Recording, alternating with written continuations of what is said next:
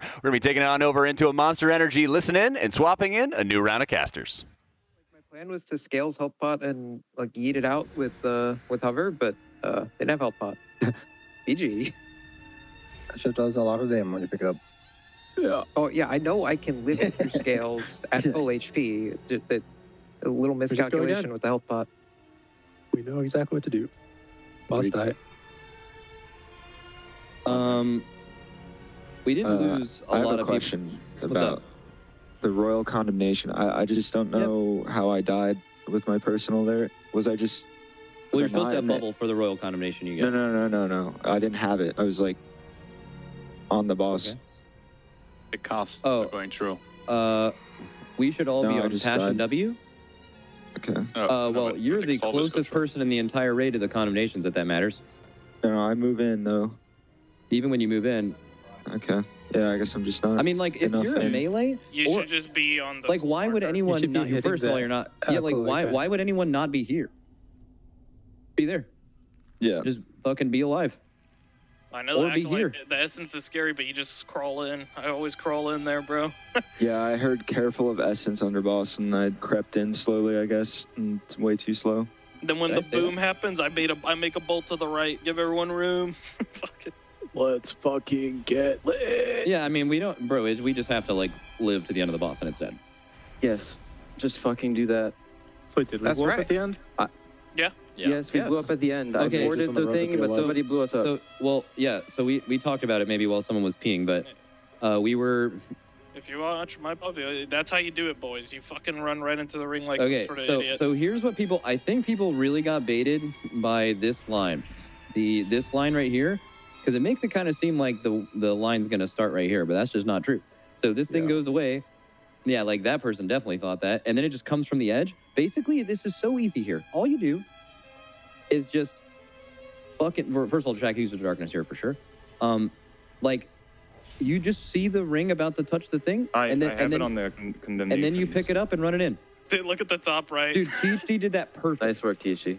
That was the sick. Fucking gateway. That was a good move. Yeah, good job. And then the mages, if we don't die here, the mages alter. Riku has cooldowns. Yips gets any external and ports this shit, and then Yips just tanks his boss, and the mages fucking send it to the Shadow Realm. Amen. We don't even do that if we have a control, right? Like the boss. No, we won't. We won't need to. It'll just be dead. Yeah. Yeah, but even then, it's fucking win. If they this is the insurance in case. Dude, 15 of us are going down. I don't think anything can go wrong. In the face. Well, 12 of us go down for as fucking martyrs while the mages on the road fucking kill it.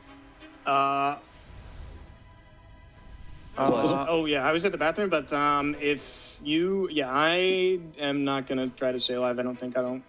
It's worth it for me. All right, well, fucking Boomy does it. Warriors and mages. I also feel like it's just very important we don't have the thing hit anything. Like, even if we have extra people try to suicide, but just if we really need people not to suicide wrong. That's happened multiple times now. Do not do that. We just win before this ball. Let's go. GG. Let's go. Pull us. Let's go. Oh, Walmart pisses me off so much. How could you ever buy a product that compared to anywhere else, Any bro? more locks? Any more locks? You're in cooldown still? Dude, like Tesco's the fucking Nice! Come on, guys, let's go. I've got a fucking hat. Big ups, Tesco. No, I'm on cooldown. Oh, so sad. Murloc kill. 5, 4, 3, 2, 1. Gotta be locked in the whole fight, though.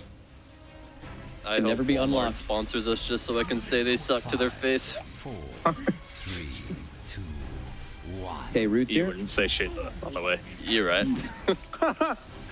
Roots 1. I love Walmart if they sponsor us, actually. It's great. Okay, first lines.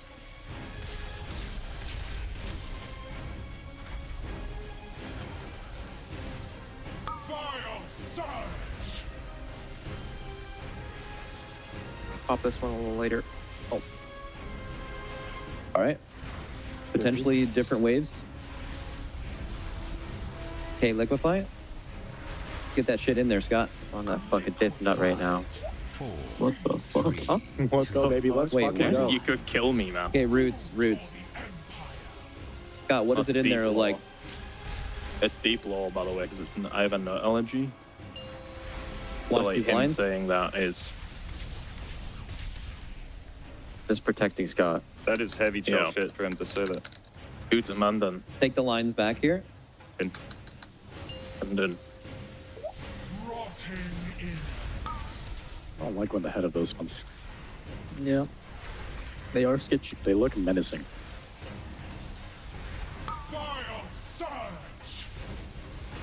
Okay, pop.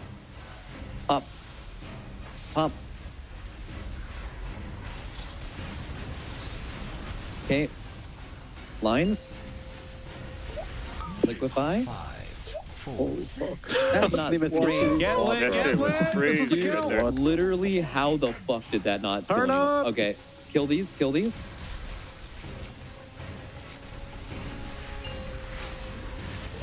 Free me! What a fucking villain in there. movie. Oh my god, I'm I'm getting up. turning his sound you effects on and off right now. I was ripping the S, but control was bound to that, I guess. I'm sure the shit. P1 damage is good after that. Just turn Okay, up, circles. baby. Just do more in the later phase. Fine.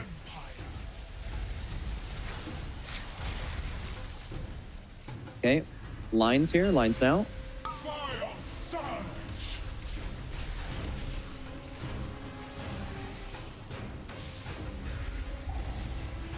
Good. Hit boss. Watch waves. Big AoE in 3, 2, 1, now.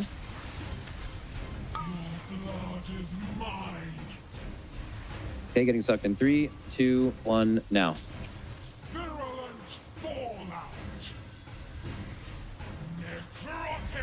That's good waves, game. Else Okay, getting sucked soon. taking a sniff, sorry. 3, 2, 1, now. All time spiral for you, sorry. Or time duration. Okay, watch waves. Watch Yeah. waves. Watch waves, and then we need to hit. Nice. We need to hit the globe on the boss here. Brave was And probably real happy about that shit. bang. Sub 62. Often we don't get time spiral. You take that. Fuck it. Yeah, it doesn't matter actually. Completely ruins my day. Okay, watch the orbs. All time dial. Okay, dispel. Watch your HP. Watch orbs. Watch orbs. Teaching you. Heavy danger. Okay, last orbs. Dodge them, and we're good. That circle still exists. Okay, good.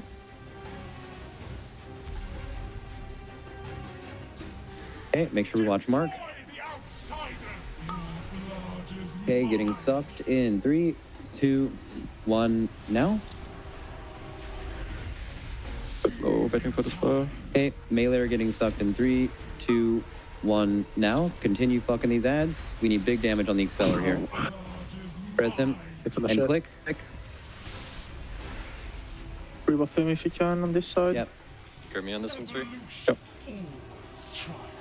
Okay, Impact and Dazer are first here. Watch the beam, and the suck is on ranged in 3, 2, 1, now. Good, and then we have Exile and Shack after. Suck on melee, 3, 2, 1, now. Nice, we should beat here. Let's see, get kicks. Suck on Running range the in guard. 3, 2, 1, now. Scoop, be ready just in case, we're good. Rescue me again.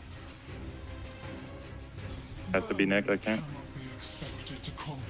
Okay, Goop and Malarkus. Drop the cap. Watch the orbs. Watch the orbs. Watch the orbs. Watch the orbs. One skitter is out. It doesn't matter. Just don't get hit by orbs. Thang and Boomy. Boomy, you can come in and hit. Watch orbs. All the spells. Last phase. Banging the platform. Blast this guy. Healers just only do damage. Never heal in this phase. Buff 420 all time, sorry. Yeah, augment too. Yeah, whatever.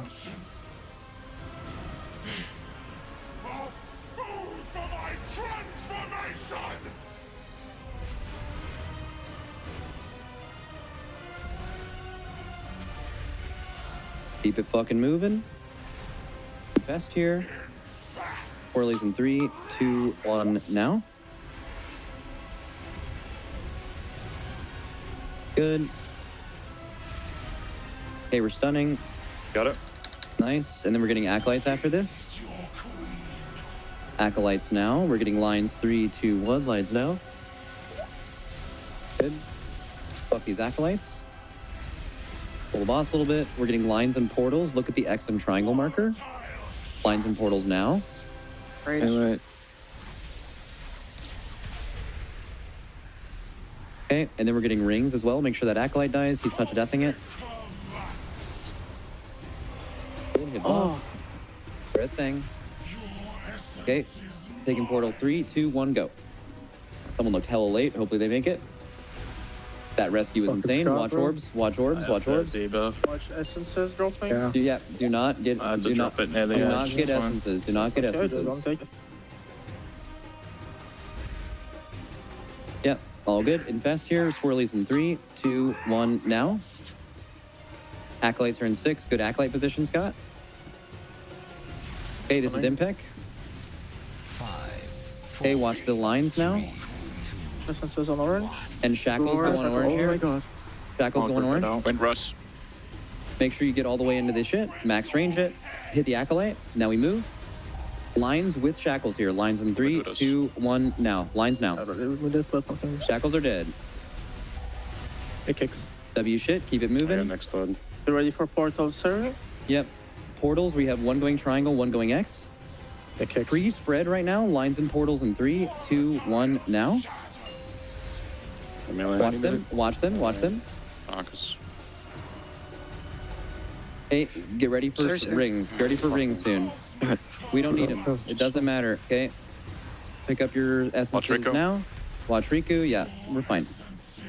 Okay, take the portal on your timer. And then shackles are in 5 seconds. Everyone else drop good essences. Shackles go into position now. Get the shackle people healers. And everyone else drop your essences and get behind the boss. Max range these shit. Max range them. Max range them. Get back here. Good. Go, go, go. Okay, fuck these shackles. Okay, swirlies in 3, 2, 1. Swirlies 1, 2, 3. Swirlies are done. Okay, make sure we don't fuck these ads. Nice. Okay, watch lines. Keep it fucking moving.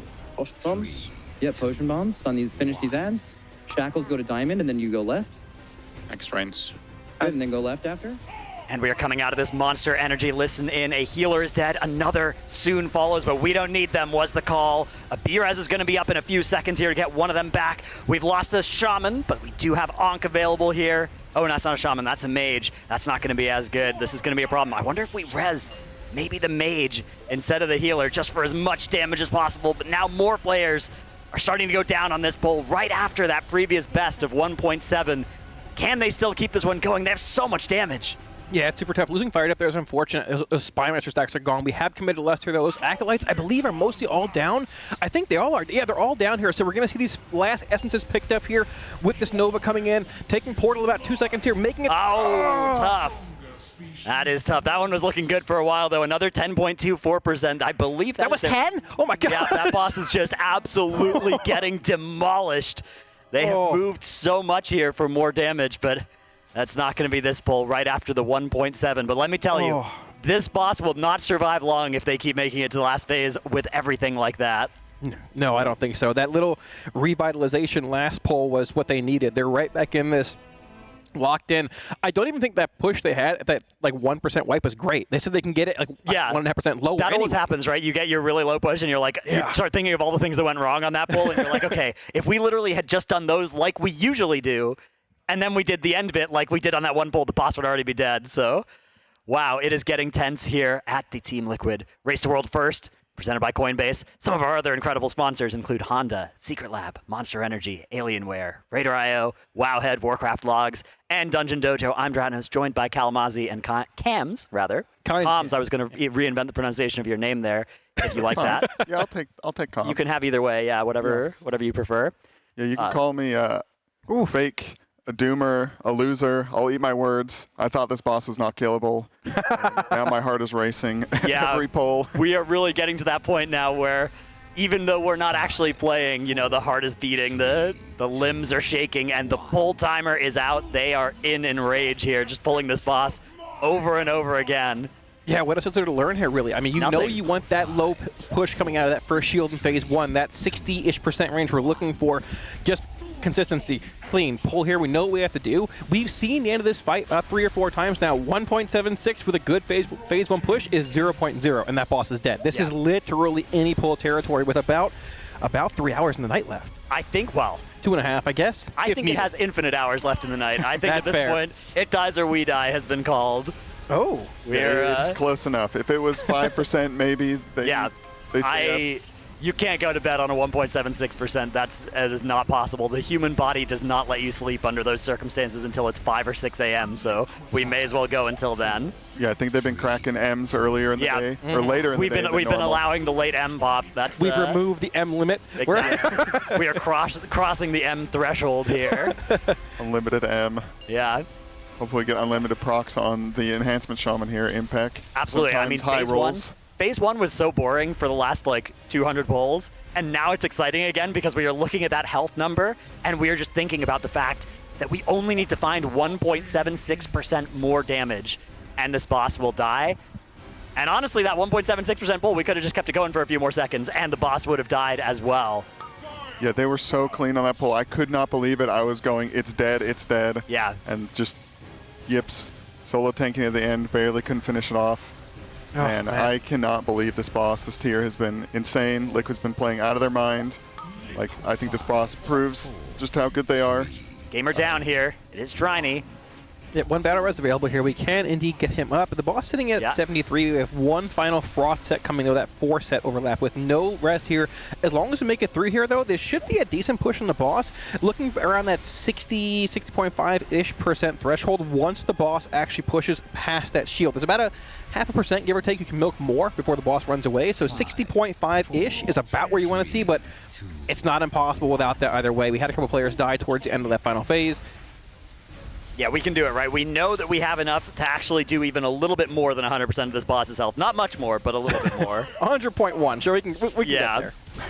There's not a lot of wiggle room. Yeah, I've noticed over the past hour or so after watching the previous cast, they have definitely been getting this boss lower and lower heading into most phases here. 62.43. Yeah, a couple of globals before that shield goes up. Actually, yeah. Pretty good. Yeah, we are milking a little bit here. This could go down to 61 flat out of this intermission if they are clean here, if they don't have to commit any extra damage to actually beat that red line, which represents the 3rd Grippin that they cannot allow to cast. Yeah, it's funny because that red line, that marker that shows that 3rd Grippin has become, the blue and red line have become closer and closer every single cast, which might seem like a bad thing, but it's actually a good thing because they've optimized more and more damage on the boss and not the shield for this part of the fight. We do lose Riku here, unfortunately. We still can push through. Don't have a B-res? We're jumping, yep. That's okay. We're not interested. We are not interested in these pulls with players dead. This is silly at this point. We know that we need everybody at least through most of P3. That's what we were interested in. So that's going to be another wipe there. Pull 389. Yeah, I've always said though, pull 390 was the one. Oh, okay. Yeah, I think I remember that. Yeah, I've been on classic record. saying. That's a common saying. Yeah, is it really? I honestly can't believe the boss hasn't been killed yet. They've gone through so clean with so many people alive, only losing people on the last little bit of the fight and still just not enough. Is this perfectly tuned? Do we call this perfect tuning? I think the tuning on this is great, yeah, for exactly Team Liquid and no other guilds in the world, potentially. Yeah, that would be a wild. Do you think there's a potential reset gap? There might be. Is that too soon to say? It is definitely too soon to say. I mean, I don't want to count out Echo or Method just yet, but Liquid are in a position right now to slam the door shut on this boss with a commanding lead. Yeah, I mean, they've played incredibly well this entire tier, incredibly consistent, right? Now we just need that one extra, that last hour and a half, I guess not even that long, that last pull.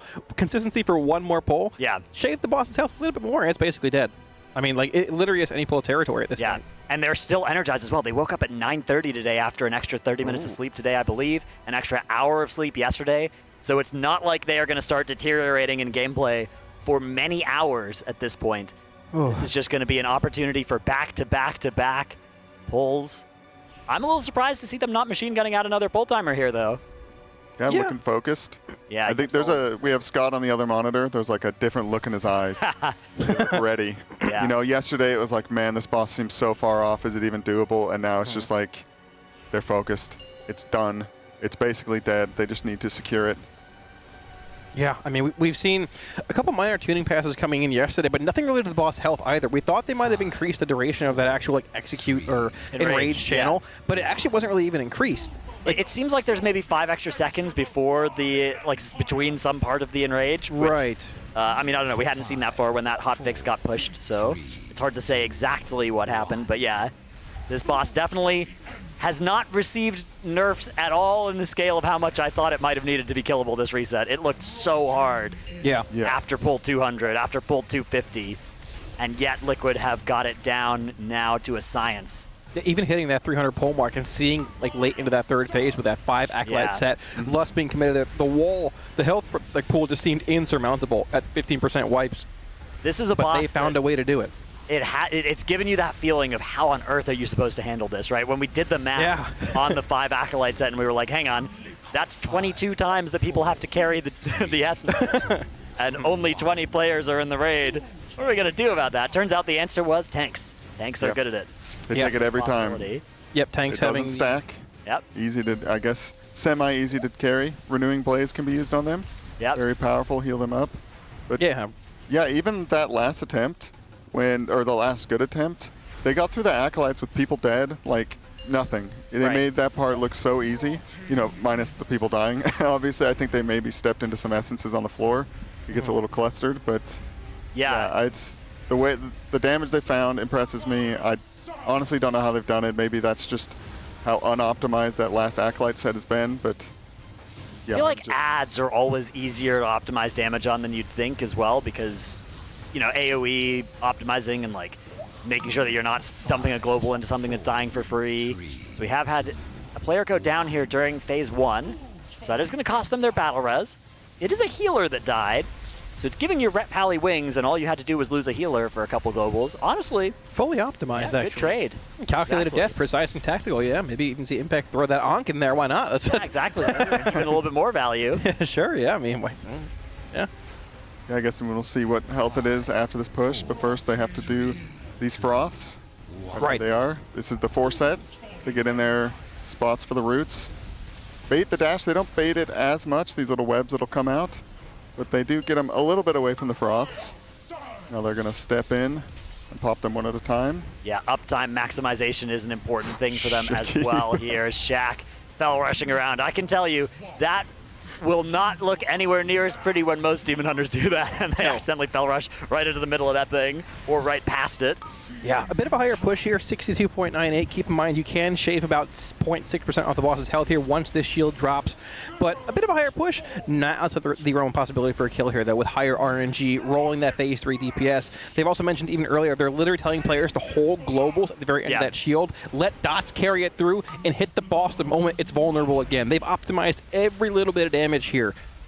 Yeah, wow, they're so far ahead of this push on the shield. Hopefully that means they can store up some big damage globals for that 1 or 2 seconds that they get to do a little bit of extra damage at the end of this cast. You can see they're slowing down a little bit, charging the cannons, getting a big damage global ready. Let's see how much they can do. It was at 62.98, and they're going to take it down to 62.32. So you know what? This is still a high amount of health for the boss to have at this point in the fight, but it is well within the range of killable. If they are perfect from here, this boss is going to be dead by still quite a bit.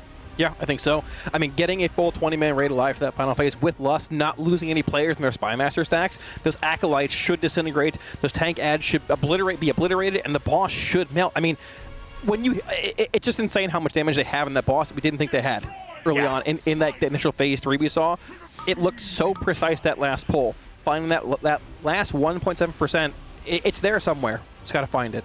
Yeah, we talked to Max last night. He said that they were doing optimizations today. They didn't want to show yesterday on stream, and I guess it's worked out. They have Boomy, on the Arms Warrior now instead of Fury. I like That's that. one. Yeah, and I think they're dragging the boss around to the different Acolytes, doing a little more cleave off the boss than they did before, rather than like spread attacking them all around the room. Yeah, if all 20 players are alive, they really don't have to primary target the Acolytes much at all by just moving it like that, especially Arms Warrior does some really good 2-target in that sort of situation. But also your Enhancement Shaman doing some nice cleave. And Fury and Havoc also just kind of hitting for free whatever's next to it. Also, your range DPS will be cleaving either for free onto or off of the boss. Right. So moving the boss like that is definitely very good.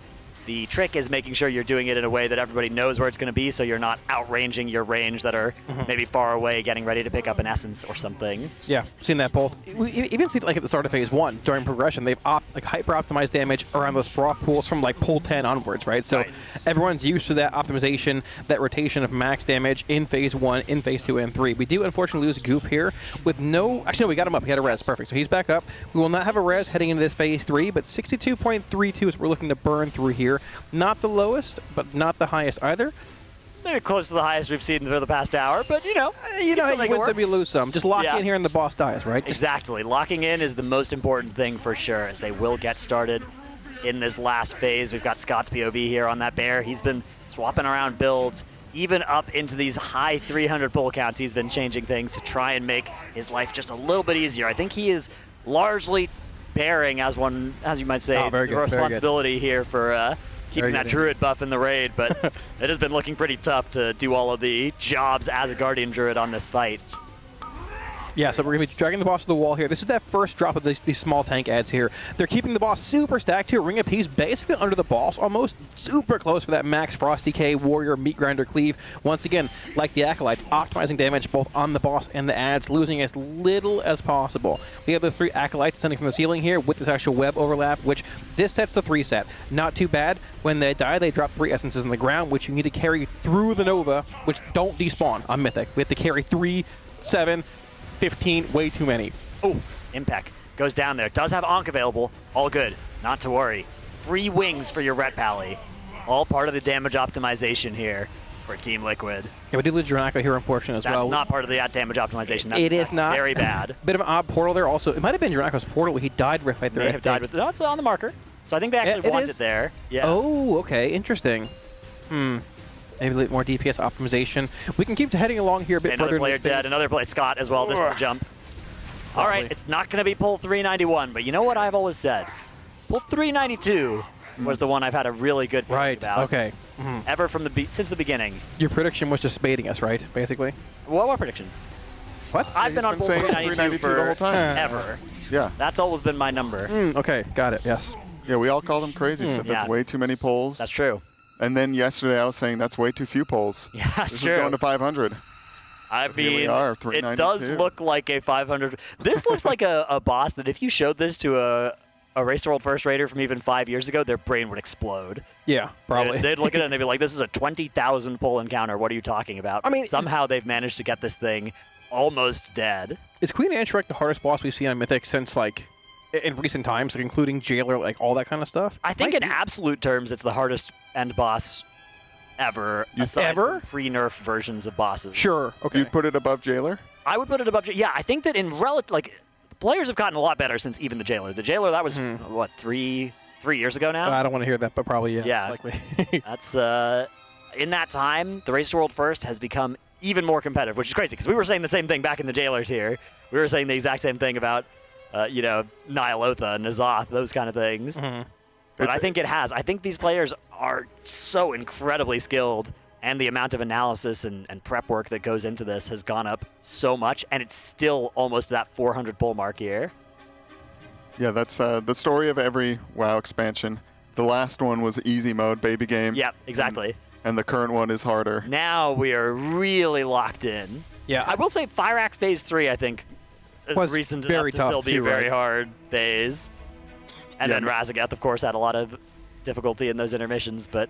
That was artificial, though, when, Yeah, they were especially... like 3 times stronger than they should have been. If we're not talking about the pre-nerf version. No, obviously, right, yeah. I mean, these guilds just get better and better every single tier. Like we talked about it earlier. If you put Echo or Liquid from last tier up against this current one, I don't think they'd even be close, right? They just improved drastically every single tier.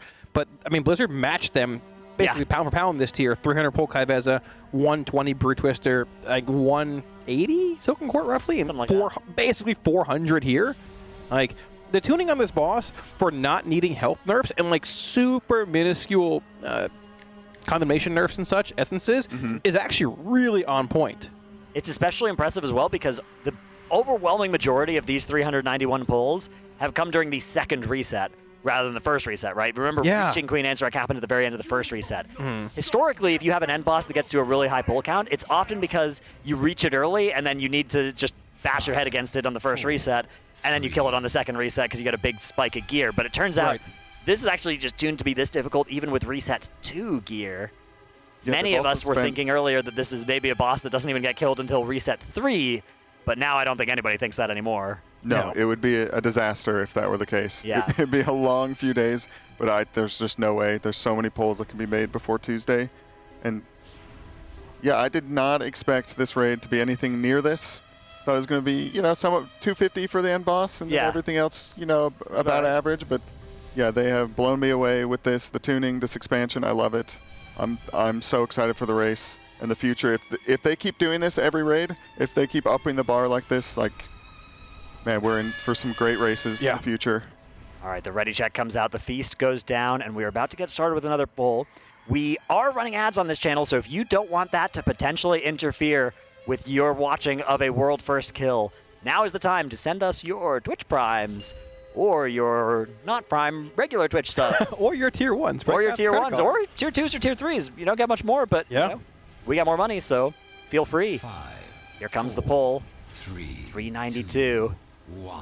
Big 392. Cams is dead in less than 400 pulls. I think it is. What do you think, Cams? Really? Okay. Oh, is it dead in less than 400? Yeah. Yeah, I'm going to say yes. I've switched. You're a believer now? I'm a bold poster.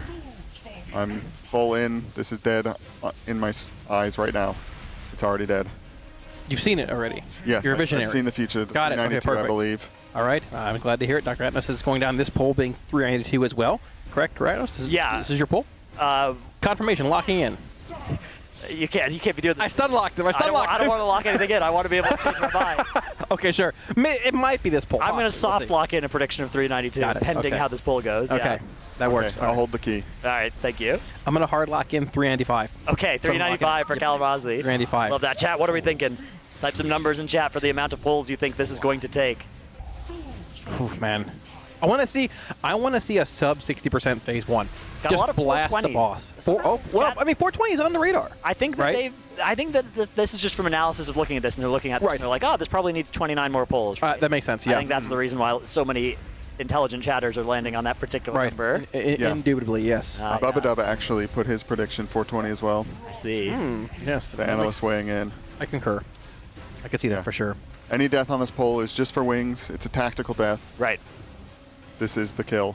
I mean, 420 will be seen tonight, like you said, right? So yeah, well, they did have a froth mishap. Yes. A little early pop. Not great, so. We're artificially inflating our poll count to get to my prediction. Yeah, as I was saying, 393. I've been on 393 for forever. Yeah, me too. I cannot stand the way Dratnos answers questions. I love it, but I swear, I've asked him like 10 questions just chilling back in the caster room. Oh, yeah, maybe, possibly, yeah, sure, okay. Yeah. Maybe. Yeah. He will never give a direct answer on anything. That's right. Can't pin me down. I'm a slithery snake. You know what? Hey, that technically you've never been wrong once in your life. Exactly. All part of that. We got to keep the streak going. All part of the plan. All right. Oh, man. 395. 390. Oh, yeah, you're sticking to 395? Yeah, phase 1 wipe, not great to see here. One phase 1 wipe is fine. Multiple phase 1 wipes, and that might derail some of our momentum. Right now, I would say the momentum is still very much there. We've been in P3. We've been deep in P3. We've been approaching that in Rage in many of our last hour's worth of pulls. But if we start wiping in P1, again, like we did, there's been 2 stretches of today that have featured a lot of P1 wipes.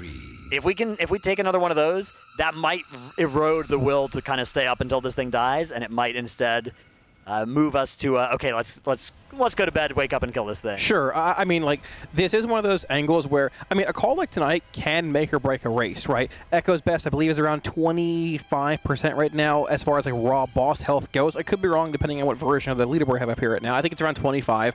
But either way, going to bed now means you wake. I mean, well, at normal time, about 2 hours here, means you wake up rested the full day tomorrow. This boss is dead somewhere tomorrow. Like, probably around lunchtime, I'd venture to say.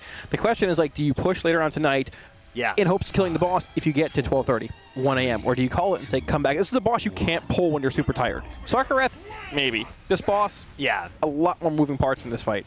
Dude, the problem is I don't know how you could sleep after this series of pulls that they've had, right? Like, if you're not going to sleep anyways, then there's no way to become untired. Yeah, May as well keep pulling it. Cracking him. Didn't Liquid got to 25% about 2 days ago, right? Yeah, I think so, yeah, give or take. Actually, I know I can look and see how far we were exactly 24 hours ago. One of our partners, Warcraft Logs, has a 24 hours ago mode. There we go. I mean, to a similar extent, Method 27.1% also right behind Echo as far as both percents are concerned. I believe they progged later on into their night comparatively to Echo. Echo should be starting actually in about an hour or so now, I believe. But this boss could be dead. Okay. In an hour. So 24 hours ago, we were at 15.2%. Okay. Echo was at 33.3%. And Method were at 55.8%. So big progress coming in across the board. Method actually very close now to Echo in the second and third slots. Both guilds currently not in the raid, I believe. But yeah, Echo should be in there sooner because they go to bed earlier than Method currently. Method have had their sleep schedule pushed back by the incident on the reset. I mean, they got the kill. Yeah, it was worth. Incident applies like the consequences reverberate across their sleep schedule for many days to come. Yeah, perfect. There we go. Yeah, I'm trying to think. I've watched some of Echo's polls. I think they've gotten to the end of the fight, but maybe not if the boss is still at high. I'm not sure if they've beaten the 5 Acolyte set yet. Okay. I would venture to guess the answer is no at 25%, but it's right around that point where they spawn. Yeah, right? And Liquid have taken a lot of pulls to go from 25 to 1. Right. But if you're a Liquid player, you can never feel good about going to bed and leaving the opportunity for Echo to do that faster because it has happened in the past, right? They had this uncanny ability to rip off progression in order. Like, we've seen it on Jailer. They hit that secret phase, 4 banger pulls back to back to back, the boss died. Right? Also at the same time, if you're Echo or Method, any guild in the race here, Liquid has done some of the heavy lifting by mapping out what to do in that final phase. So that 25% could easily be that 10% pull for Echo. Realistically, probably almost any pull territory for that 10% from them, right? So you got to keep that in mind. I'm sure it's in the back of their mind as well, but at the same time, can't let that encroach upon your thoughts now. Just kill the boss. We're literally right here. Kill the boss. You don't want to be Liquid waking up and seeing like a 5%. They want to wake up tomorrow, or if it goes till tomorrow, they want to have they don't want that on their mind. They just want only their own performance. Let's just kill this thing. It is so hard to, because you'll almost always do better if you don't know what's going on with the other teams, but you also can't stop yourself from knowing, right? Like, it's been tried before, but it doesn't work. Yeah, I believe they banned looking at all kind of internet talk of this game, but it sneaks through. Yeah, it's almost impossible to avoid. Yeah, especially the leaderboard is around the screens of this building. We've been in a commanding, a significant lead to commanding lead at certain points in this race. I mean, for the entire race, right, essentially. Just all we have to do is execute this one final pull we need when the stars align to kill this boss. You've gotten this far playing this well. All we need is that one final pull. All right, here we go. How much are they going to be able to get the boss down in this push? It's going to be sub 62, not by much, 61.89. I would say on the medium to high end of boss HP at this point, given how well they've been doing over the past few hours, but very much in the killable range, not something to worry about. It isn't one of those numbers, though, like 60.89, where that would energize them and make them think like, okay, this boss is super dead. Sit up in your chair, let's go, right? Exactly. Yep. This is a bread and butter, run-of-the-mill pull, but any of those pulls now could turn into the kill if they execute what they know they have to do and what they know they can do in the later phases. Yep. Heading into phase 2 here with 1 battle res available. We had the entire rate up. Lip and Boom are dropping pretty low here, but we're actually okay for right now. This first platform here not being the very challenging part of phase 2. The hard part is when that second platform spawns in. We're going to see these webs spawning about now. Redipping pretty low here. Can we actually beat the webs? We do by activating that bridge across. This is the part of the platform in phase 2 that's most challenging. You have this shielded ad with this cast. Needs to be interrupted. We also have 2 Acolytes ascending from the ceiling right now with these pull-ins and a very little amount of room to actually move around here with that Dispel coming in, the Rip here as well, and that portal swap in the back. Thankfully, we're going to break this shield right about now on the ad. It does indeed go down. Both Acolytes also being cleaved here as well. We do see THC dropping pretty low from that Dispel in the back. We're okay. We're going to bait this beam, 1 final pull. As long as Goop and THC live through here, we should have a pretty clean second platform. Ooh, that looked like a portal explosion there. Unfortunate. That's going to kill everybody off very quickly, and that's going to end up killing everybody on this side pretty soon as well. All right, that's okay. It wasn't a great percent anyways. You know what? Let's throw it back and let's try and get a lower percent push. Anyways, that'll be more fun. Yeah. I want to see a sub 60. Yeah, I didn't want this one anyway. Yeah. Also, this puts it at that number you've been predicting. Yes, exactly. As I've been saying since the start, 394. Oh, right. Yes, very Yes. true. Exactly. They're just wiping to get to your number, Drinos. They're just sandbagging for your prediction. It's actually getting close to yours, 395. It is indeed. Wasn't that your number as well? It's going to be both of ours. Soon. Right. Yes. Okay. Yeah. Makes sense. Checks out. Sounds good. Makes sense. I'm feeling left out. Okay, I'm taking a prediction. I already predicted many times. What was it again? 391. Oh, and, well, that's okay. Chalk it and try a new one. Yeah, What number do you want now? Anytime you go past your prediction, you get to make a new one. Oh, okay. That's how this works. I'll just do a nice 400. Okay, that feels not good. the smartest one. The smartest one. You can make whatever prediction you want. It's you're a free American. You can do what you want. All right. All right. I take the good old 400. Yeah, fair enough. And if it's not that, then it's 420. Yeah, that's a good number. Yes. Funny Chad's number. original prediction. If not that, it's 469. Yep. And then 5.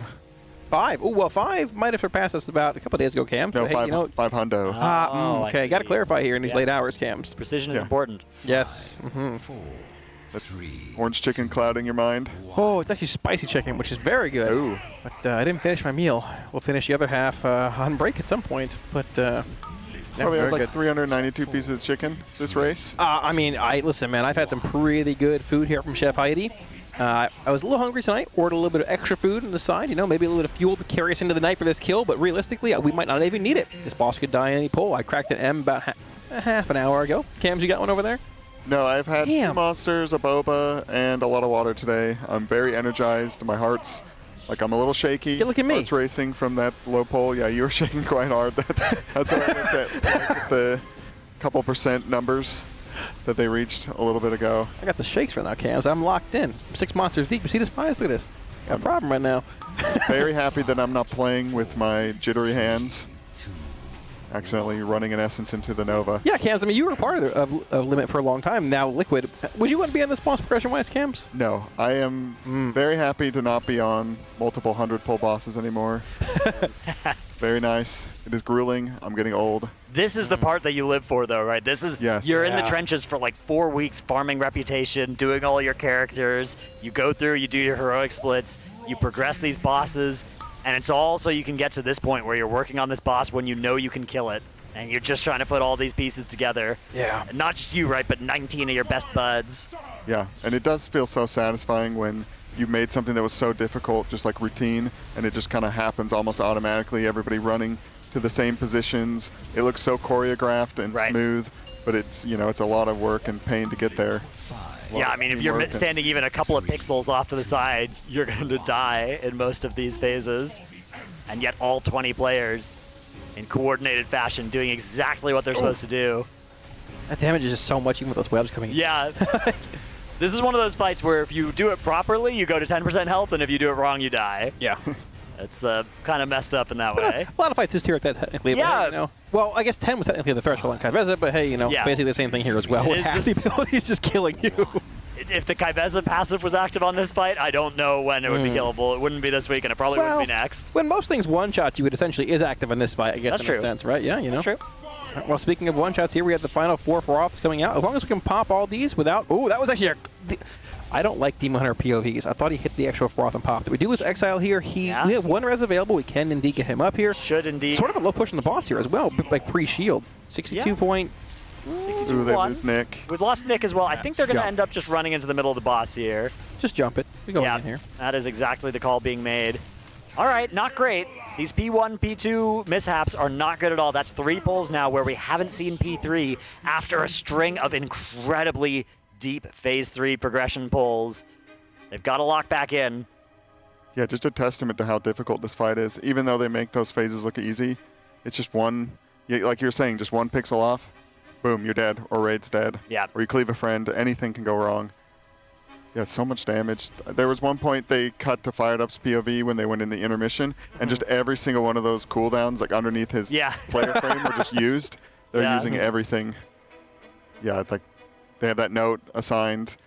Everything's going on cooldown, basically on cooldown. I mean, covering this fight, everything. It requires every single piece of utility, every single piece of defensive kit that these classes and specs have. Yeah, even movement abilities, time spirals, like everything is on cooldown at all times. Time spiral, one of the most powerful parts of the Evoker kit. Yeah. Putting aside Renewing Blaze. Renewing Blaze has been incredibly powerful Renewing Blaze this is year. different this tier. Like, I have a feeling it won't be the same effect next year, and to some extent. Yeah, the Flame The same Shaper value. hero talent tree that lets you give another player a Renewing Blaze at 50% effectiveness, going on those tanks when they're taking 50 million damage over the duration of the Renewing Blaze, and so it ends up being like a 1 global 25 million health bot.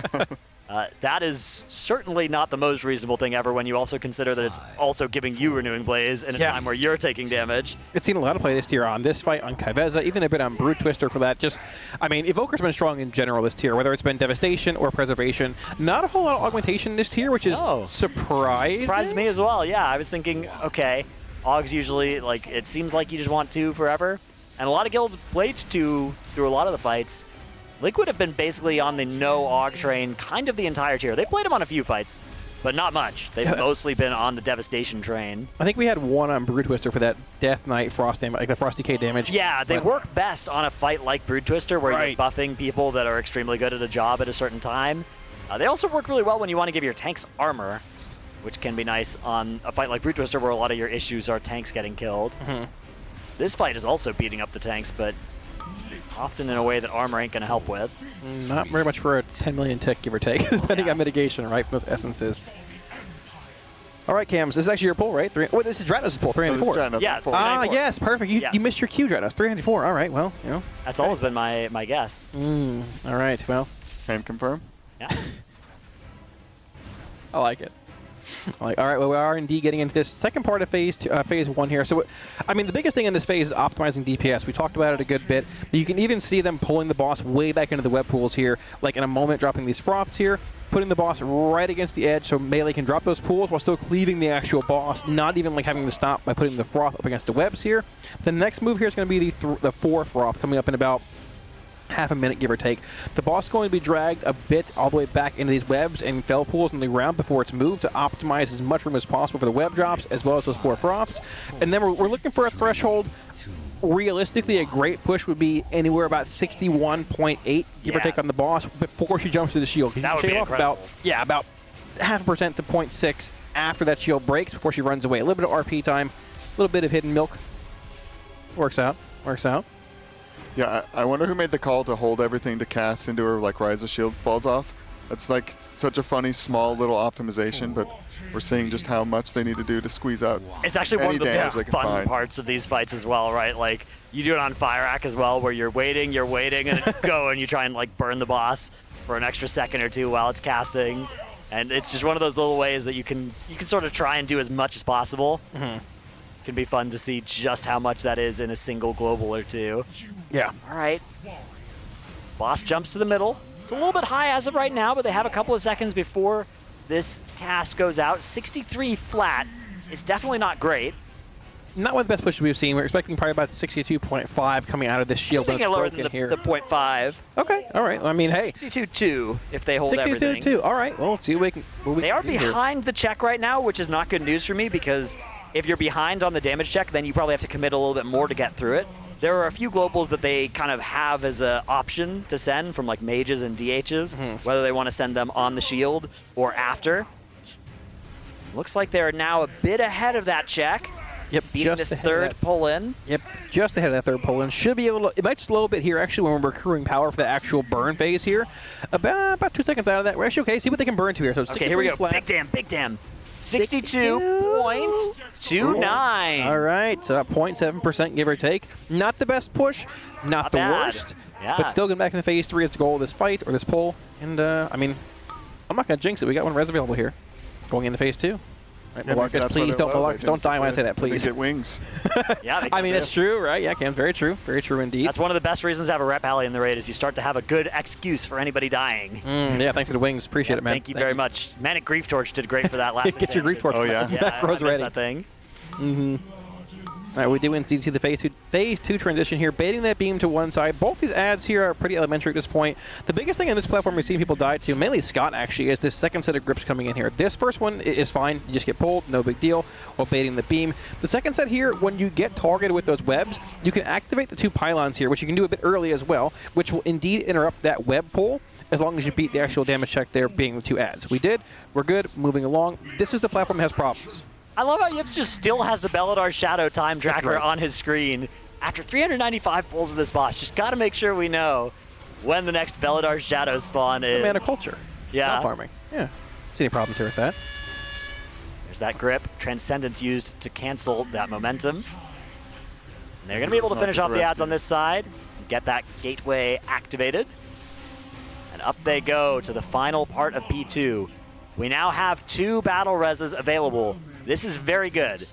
The B-reses, you don't necessarily need them, but they are really nice in P3. One of the problems is, if you do need to use a B-res, it'll likely be during Lust and Spy Masters windows on the casters, and so even if you do res them, they've lost all of that, and they've lost their CDs, and that often will mean the boss is not going to be killable with this level of tuning. Yeah, like I mentioned, the boss being a little high here at 62.3, but at the same time, like we also said, there's 2 battle reses available here. We've seen them have good burns on the actual boss here in this phase 3 intermission with her just standing there RPing a bit. Let's see how low we can get it here. I believe 54 is what we've seen, roughly, give or take, the last 2 let's pulls. See what that ends up being this time after this. Is that Aphotic Communion cast? What does Aphotic mean? Let's find out. Not sure, but the players get into position. They're going to drop swirlies after the boss jumps down. Then they deal with the hatchlings. They are going to get the boss 56 about right when it ended. Not the lowest we've seen, not the highest either. Dragging the boss to the corner here. We're going to have this first set of hatchlings spawning behind the boss, which is tanked basically on top of the boss itself, committing that Ring of Peace right about now, keeping the ads away from the boss. Enough time to burn them down with AoE as well as main. Look at the macro or the weak aura on the impact screen. Focus ad. Yep. It said focus boss, then focus ad. It literally alternates where he can focus damage, trying to get max value in this fight as much as possible. Hatching to dead here, moving around. The first Acolyte set's also down. Those 3 ads are burning here. We'll drop 3 essences on the floor, which need to be picked up and brought through this Nova, or they will indeed wipe. 1 is dead, 2 is falling momentarily, and 3, I believe, is falling just about now as well, Dratnos. Yeah, let's see if Impact gets to kick this one as well. There's a Shaman talent where you get a huge DR against the school of whatever you've kicked. That is really big during this phase. Impact able to get some resistance against shadow damage, a very common damage type in this phase. Now spread after this portal. Impact in the danger zone there, close to that gloom on the ground with nowhere to spread to the other side, but he is able to dodge those orbs. And they now are going to be dropping those 3 essences off behind the boss. Those are permanent. They will need to be brought through the remaining Novas as well, or else it will be a wipe. Yeah, very much so. Approaching the 4 Acolytes plus Royal Condemnation overlap here. This one is the ads dying, hopefully for free to this cleave. They're getting stunned, but unfortunately they're not dead in the stun. So we do need to keep them away from the boss here for a little longer. Looks like they're able to do it into the AMZ now, away from where those shackles are dropping. The 3 players dropping those shackles, getting externals so that they can survive the massive fall-off damage that those do. Everything now getting cleaved down. Yep, stacking that. Yeah, you notice here they're actually stacking the boss or stacking those webs on top of the 4 Acolytes here. We put it on Circle, now on Skull. Moving along is getting max cleave in the boss here. We're going to see that 4th Acolyte, I guess 3rd Acolyte falling momentarily. We have to have all 4 dead before this actual Nova begins, which looks to be just about now. That 1 second that cast is going to start. We need to have them dead before the boss jumps to the middle, which they are. Yep, now we need all of these essences to be taken and brought through the portal. Rescue Renewing Blaze is going to be used by Nick here. The Renewing Blaze, as a Flame Shaper Evoker, is going to let him apply it to the closest target, which is Beanbaker there. Scott on that Guardian Druid getting a huge external effect out of that Renewing Blaze, dropping all of their essences now in this huge puddle behind the group.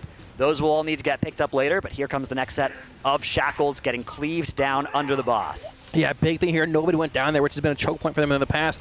We're dropping hatchlings into the boss here. Ring of Peace being committed here as well to keep them away.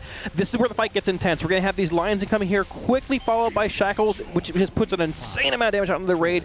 We're also going to see Lust committed here momentarily for these 5. Oh. No, a hatchling made it into the boss. It One looked of them like just it. snuck by, I guess. They all looked like they were back there. That is so tough. They were holding their Lust as well. Yeah. They were going to absolutely nuke decimate that boss once that Lust got hit. If that hatchling didn't get into the boss there, it would have been dead, probably. No, I mean, there were still a lot of hard parts at the end of the fight. There was. We've seen them lusting that hatchling set earlier on in the day, though. They've moved it back like 5 seconds for just even more boss damage, right? We had all 20 live max Spy Masters ready to go.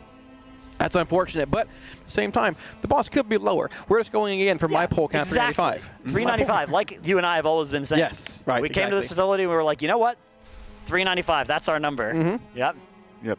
Dranos has not stopped talking about it. I've been 395 from day one. My dreams. Yep. They call me a 395 head. I've been posting about 395, you know, on Twitter, Discord. Man, I think they even had all their reses at that point. They did. They had all their reses. They had Lust ready to pop. They had Spy Master's Web fully stacked on all of their players. The cannon was loaded. The fuse was lit. But alas, the cannonball was dropped.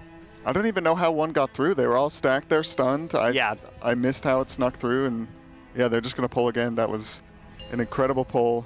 I like how they're being more controlled about the condemnations. Right. You'll hear Max call, like, run back. Like, they get really far away because they lose a lot of people there, even after the nerf.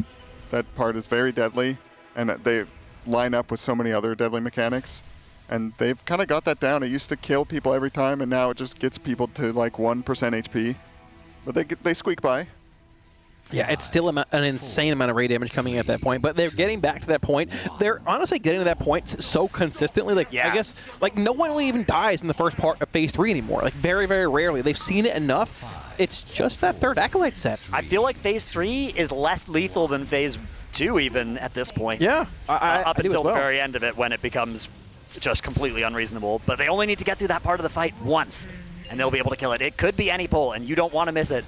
If you catch any Twitch ads, you're gonna feel pretty sad. So throw them primes. Your prime available or not. Either way, make sure you send a sub over to our Twitch channel so that you do not get those ads during the world first kill that is certainly going to be pull 395, as I've always said from the beginning. We are going to be watching intently once again the boss HP check. Coming out of that intermission, going into that second phase. Just how low can they get it? 1.76%, their best, a little over a half hour ago. Will they be able to top that?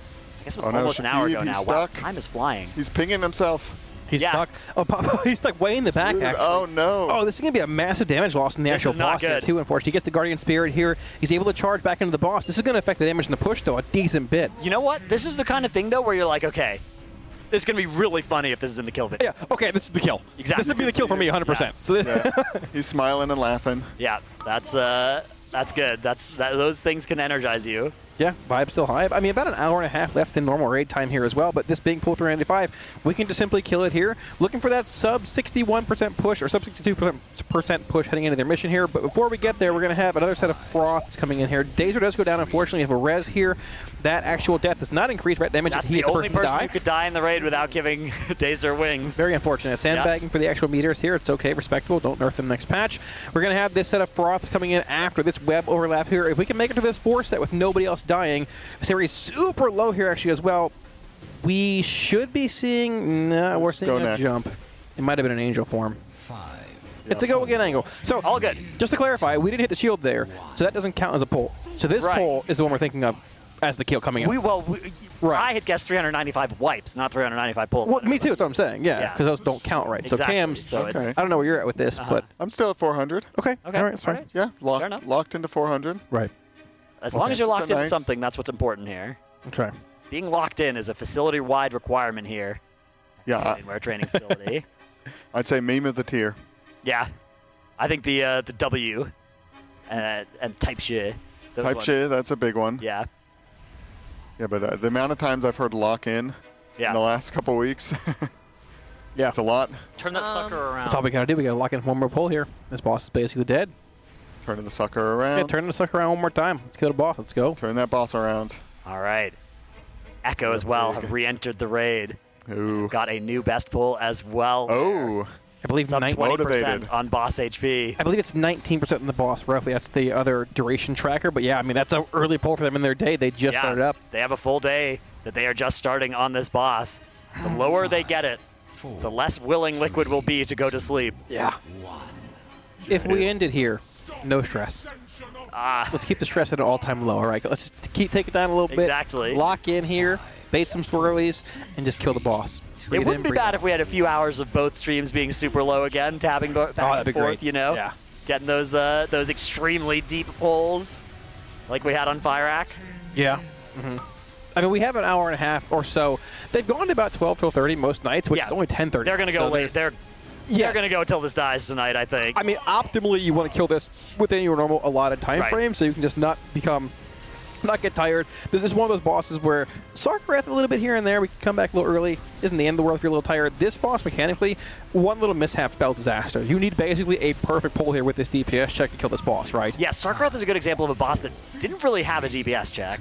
Yeah. You made it to the end of that boss fight, you executed the fight cleanly, you had 20 people alive, and it would die the first time you met those conditions. Yeah, this fight, not that. Not that at all. Every single thing. Max Biomaster Lust being popped properly. Every single optimization in Phase 1, in Phase 2, and in Phase 3 all to align. Being webbed, like Big Poppy, might not be where you want to be, but at the same time, Spirit 2 seems sort of high still. Pretty high. I mean, morale seems decent. They're still laughing a little bit, but they all know they're here to do a job, and that job can be basically complete any pull here.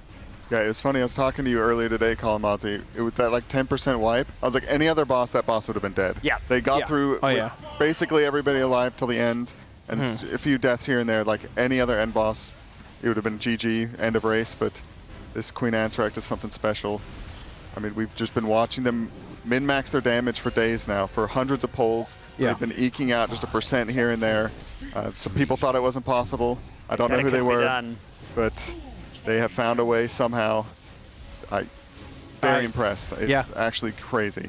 I mean, Max said last night, I mean, we don't want this boss nerfed until we know that it is literally impossible to do. And I mean, that's not his words exactly. Now. Yeah, they know it's possible, right? Don't touch the boss until we know it's literally impossible. Look at how Kai'Veza was handled. They found a way to one tank that boss, squeeze out every little bit of DPS. They've done the same here, albeit with 2 tanks, but finding multiple ways, multiple avenues to find 0.1, 0.2% DPS by shifting minor things around. Portal placement in Phase 3, webs in Phase 1, people dying in Phase 1, feeding Rep Paladins. Probably not part of the strategy, but you know what? In the long run, it might work out. Looking for that 4th set of froths coming in here. Let's lock back in a little bit. 1 and 2 being popped right now. The push we're looking for on this boss heading into this shield, optimally, you want to see about 62. Somewhere in that range, 62.87. Okay, this should be roughly a 62% push into Phase 2. Not the lowest, but not the highest. Better than a few pulls ago we had getting into that Phase 3. Yeah, it's definitely still doable with this, although you can see they're actually in some danger of not beating the intermission timer, signified by that weak aura near the middle top of the screen right now. That blue bar has to beat the red line in reaching the far left of that bar, or else they will be wiping. Now they've built a little bit of a comfortable lead over it, but hopefully they can save some damage globals to send into the boss as well. That would be ideal, so they can get a little bit more of that extremely relevant boss damage that matters throughout the entire fight here. All right, let's charge the cannon. What can we get to here? 62.76 being the number we're pushing from. 62.2, 0.1. 62.02, not bad. About a 0.75 burn. Once again, not the best, not the worst. No, I've only seen like sub 61 like a couple of times. Yeah. Very rare, very powerful, special push. It's those impact hot hands. It's got a high roll Phase 1. Exactly. We have, in a sense, already high roll Phase 1. That we're coming out of this with the entire raid alive. No battle rest being committed yet into that Phase 2. We talked about Phase 2 a good bit already. This first platform not being incredibly demanding, barring those double pulls in from the boss, baiting the beams properly. A lot of ways to die, but seeing it 200 plus pulls at this point, it's become relatively elementary. I don't want to jinx it here. Scott, please, thank you. Okay, all right, rescue back on the platform. Yeah, that rescue is part of the plan. It always looks sketchy, but it is part of the plan so that he can tank this Guardian close to that inner edge of the platform, allowing it to be cleaved down along with the Expeller. Oh, the raid's so low here, but spawning that bridge just in time to beat that pull in. This is the part of phase 2 is hard. You're going to have that shielded ad up here with the other ad, and they both need to be cleaved down. At the same time, 2 spiders also ascend from the ceiling, which need to be kicked at the same time while doing portal swaps, getting pulled in, getting at a spell, baiting the beam. Getting through here, and breathe a sigh of relief. Let's pray everybody stays alive here. We have 2 reses available now. We shouldn't need them if we play optimally here. We have 1 portal swap going off back there with a dispel. Both spiders are dead. We are going to have 1 final pull in at this point with the beam being baited down the middle. Made it through. All good. All right. Now we will be clicking up into the final pathway of this phase. Bunch of skitterlings needing to be picked up here by Scott. These ones are pretty annoying on the bear as well. They stack up a Venomous Fangs debuff, a Caustic Fangs that increases your damage taken from all sources. And unlike Monk, you don't have like a Ring of Beast to just keep them off of you. You don't have a stun. You don't want to spend any globals stopping them from being on top of you.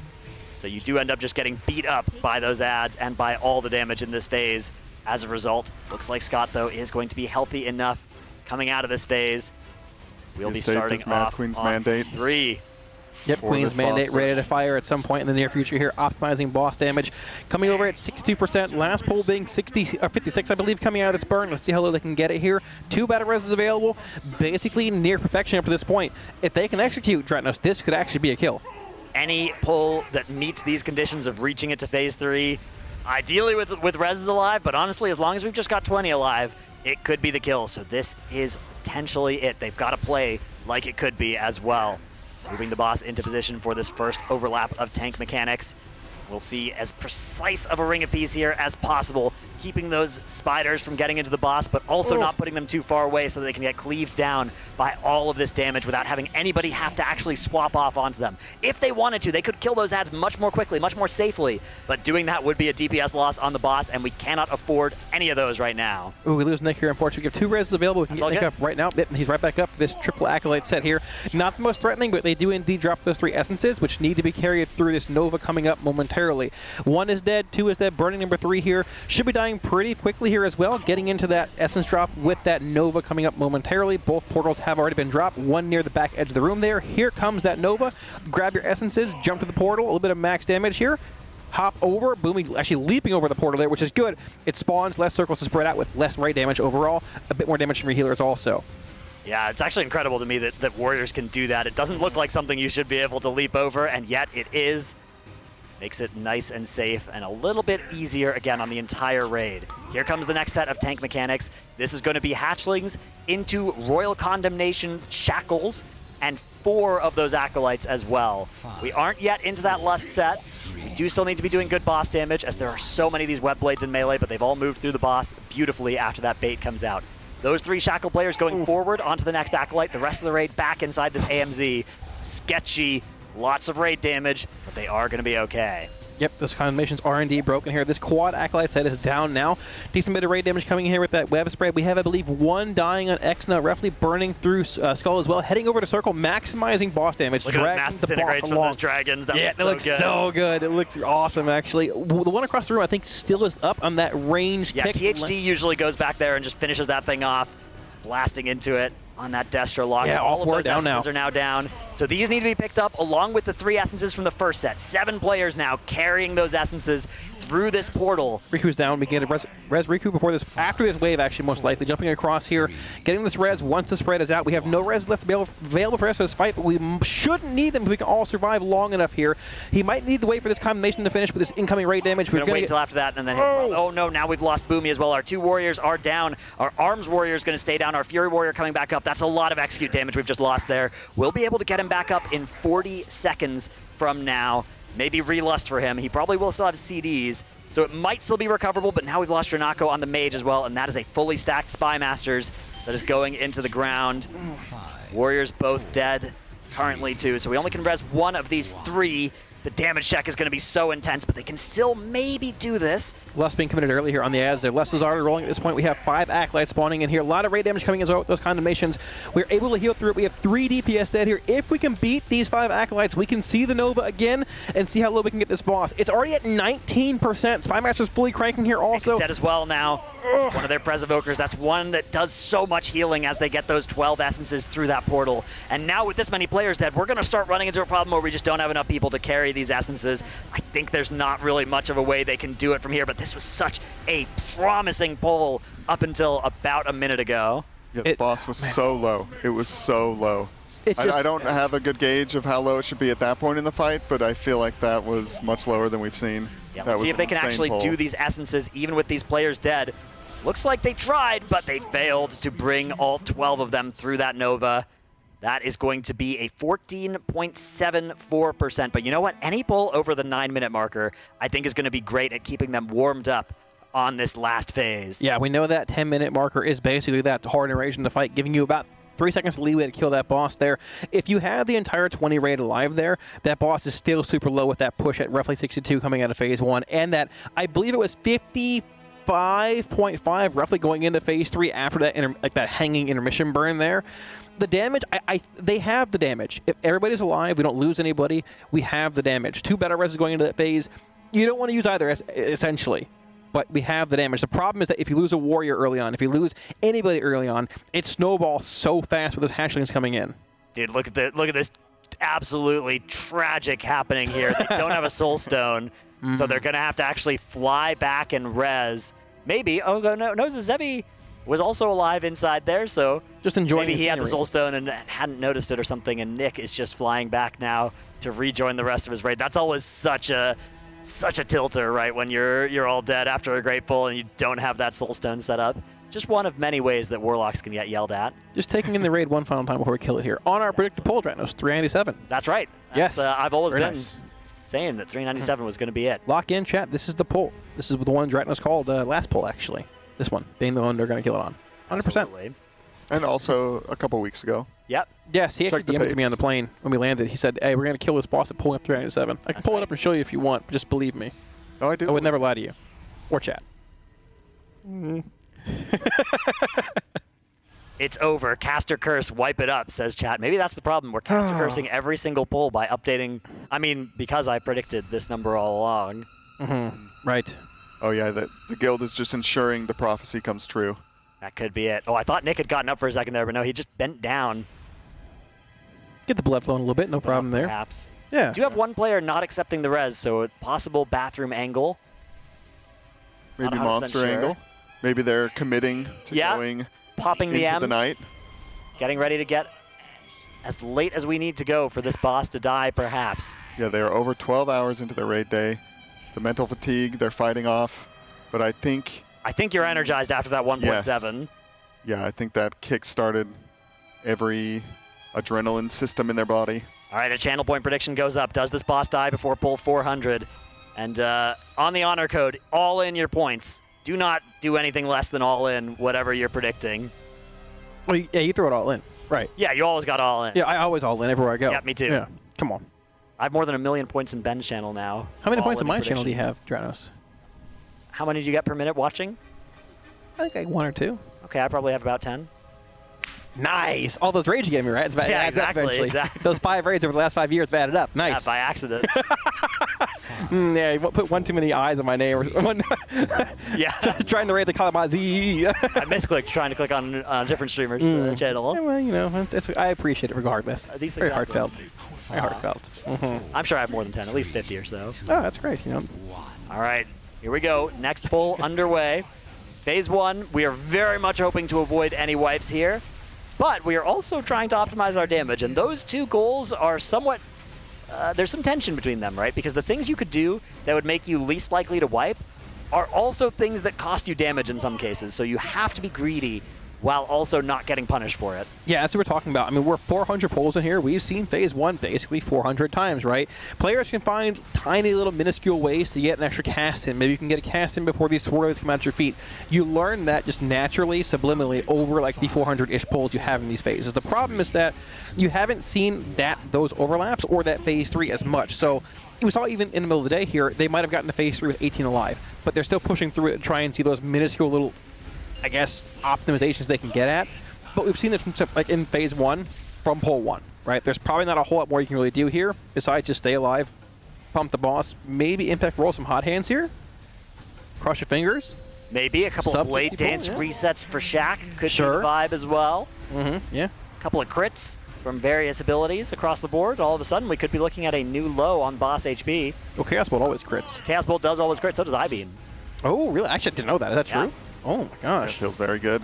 Thematically very exciting. It does. Yeah, it's almost unfortunate they have this add-on that tells them, I see up there like dodge and 2-1.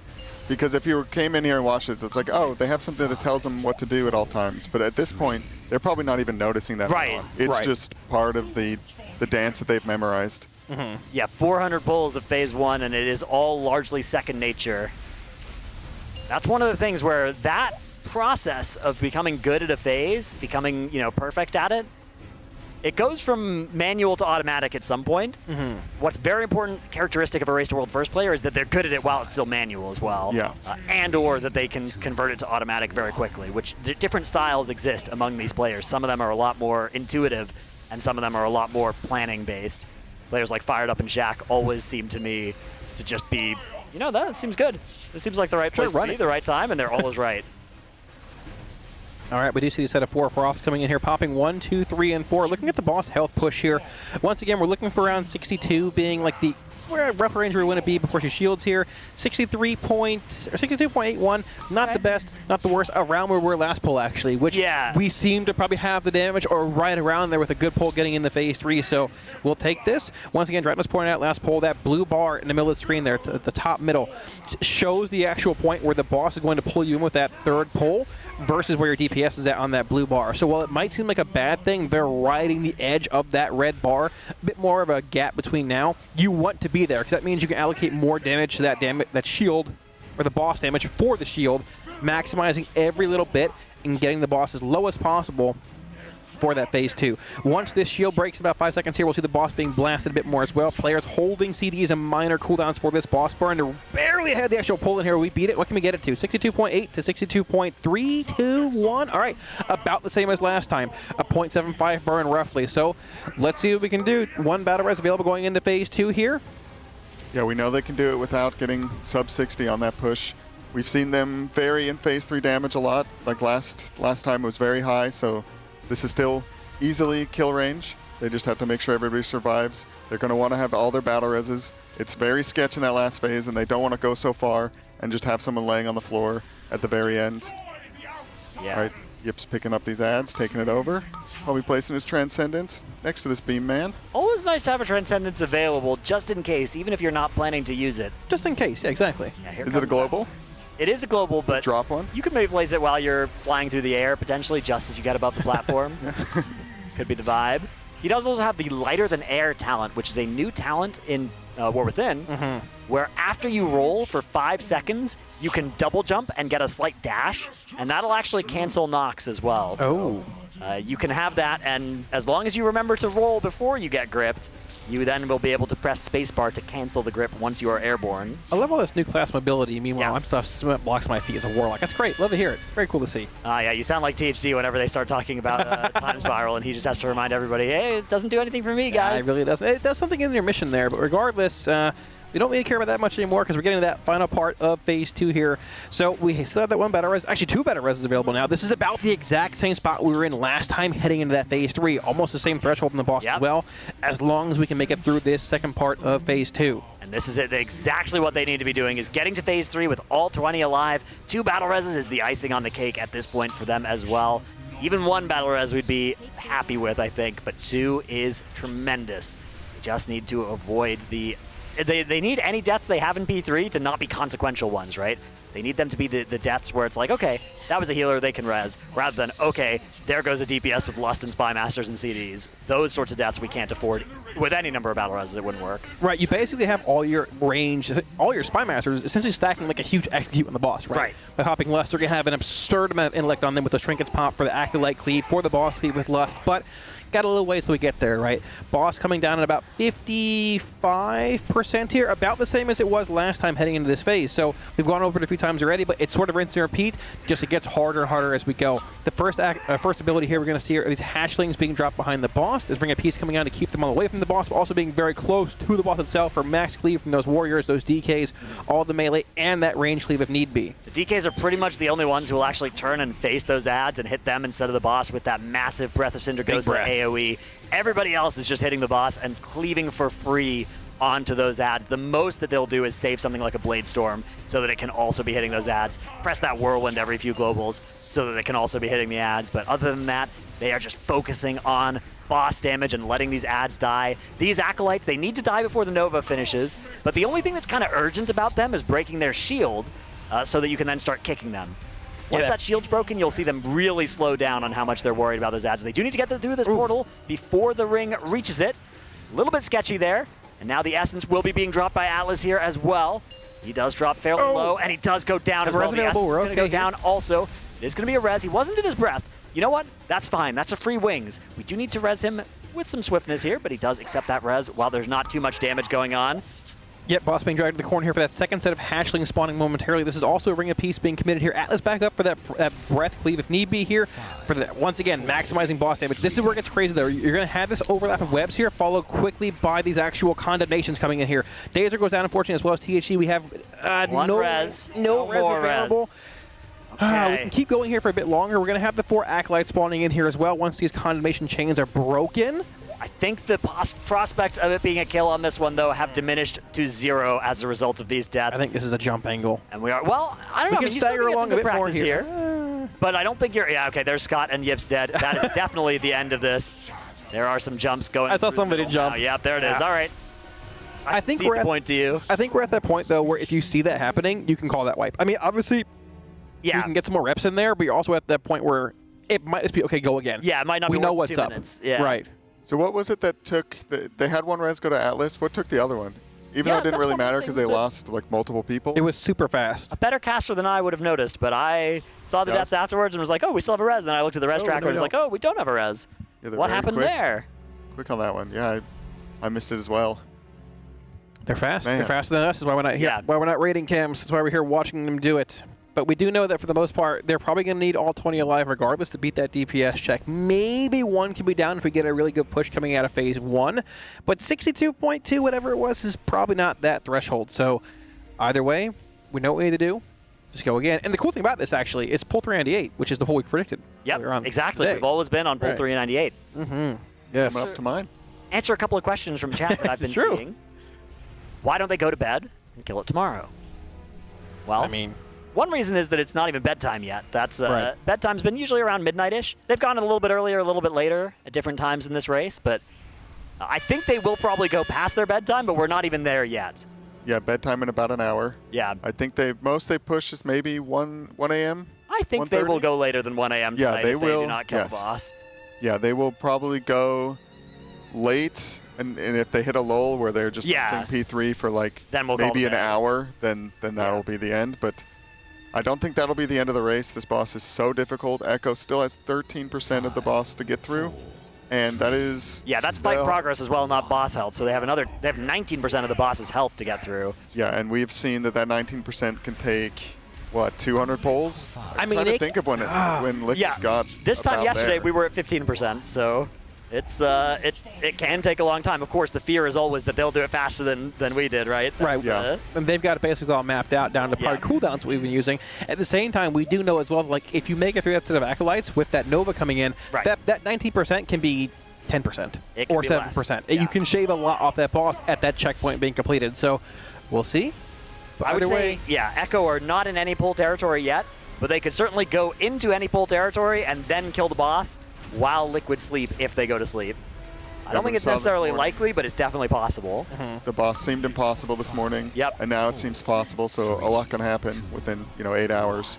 Another question was about the two warriors. Liquid are indeed running 2 different flavors of warrior right now. We have one arms warrior, which is doing less overall, but more single target, especially in that execute range. And one Fury Warrior whose job is killing little spiders, killing ads all the way through the fight. Gives up a little bit of single target relative to the Arms Warrior, but gets the top overall on the damage meters, which is always nice. Yeah, he's been doing a lot since Boomy switched to Arms. Gets a lot of the spiders. But I'm curious to see boss damage. That's something we don't get to peer behind the curtain on, or some of the logs. Yeah. After the race is over, we will probably get to look at that, but I bet that Arms Warrior is doing quite a bit of damage to the boss. That's why they made the switch. And I think the Arcane Mages are also just tunneling onto the boss, cleaving off or onto the Acolytes. Yeah. And yeah, you pointed out earlier the mass disintegrates. And you just see the arcane barrages, the disintegrates, everything flying in every direction. It looks really neat and optimized. Beautiful. All right, we have had a death here. We are going to use our res. It's okay. It's not a wipe just yet. One more death in this phase, and it will be, though. They'll just decide to end this pull rather than continue with the player dead. Hasn't happened yet. Damage is still fine on the boss also as we are getting to that set of froths. I believe this is the 4 set coming up here. Yeah, this is that 4 set. You're going to see them stacking 2 at melee, 2 at range for that max damage. Basically popping. I believe this. Yeah, this is set 4. So we're going to do here. Drop the actual webs and green pools behind the boss. Froths in front. Pull the boss through for optimized melee damage. Then you have 2 melee being popped. Basically 1 right about now. Second one being popped here, and 2 at range for optimized melee and range DPS damage. The boss sitting at about 64% here. A bit bad. You can burn till it jumps. Yeah, with the death here is actually not bad at all. We'll see sub 63. We should. I called it. There we go. 62.97 on the boss. About the same as last time, a tiny bit higher, but the big thing here is now beating this this intermission DPS check while holding damage for the next little bit of burn before the phase 2 actually begins. Yep, this intermission is pretty chill. They just want to beat that red line at the top on this big blue bar, and they cut it kind of close because they're saving cooldowns. They're saving some power for when she becomes unshielded. You can't hit her for like 3 seconds about before she goes immune. And so they will be just trying to get through this about on time. And they're making good work, dodging these slimes, getting ready to get gripped. But yeah, they're about to break it, and we can watch their ramp. Yeah, right about now, charging that cannon, getting ready to blast. The shield's broken, 62.9, 62 point roughly 3. All right, I mean, about a 0.6 burn. Not bad. Acceptable. Similar to the last few polls here, give or take. We can now head into that phase 2. Once again, no battle res available. We'll have one in about a minute here. So we can afford 1 death in phase 2, but we don't want it, obviously, because that means we have 1 less battle res for that phase 3, which demands pretty much actual perfection from everyone to meet this tight DPS check. Yeah, the DPS check is such that even with a battle res, you can't afford to lose a damage dealer in their CDs basically ever. But you can afford to lose damage dealers outside their CDs, especially if they are not carrying one of those Spy Master's webs with stacks on it. That's a very bad thing to lose the stacks on. Or you could lose a healer pretty much anytime as well and just land that res, and it would be just fine. Yeah. Thankfully, we do not lose anybody there from those spells coming through the portals here. We're going to have 1 next grip of webs coming in here. We should beat this phase in time. Yep, there's the actual bridge. Canceling that bullet from Queen Anshrek. Heading up here, grabbing these small spiders as well as heading into this shielded ad. This is the damage, the rough platform here. The shielded ad needs to die before the cast finishes, as well as these spiders coming from the ceiling need to be kicked at nearly the same time while dealing with this grip, dealing with the dispel, and the portal swaps. If we can get through here clean, we should mostly see hopefully a perfect phase 3 transition with nobody dead in the raid. Left ad dead, right ad just about ready to die here as well after this pull-in comes in, baiting the beam to the side here. There's the pull-in. Nobody goes down here. Yep, both ads are down. All right. This is our pull right now. It's 398. Let's lock in. As we've always said, up comes the final platform.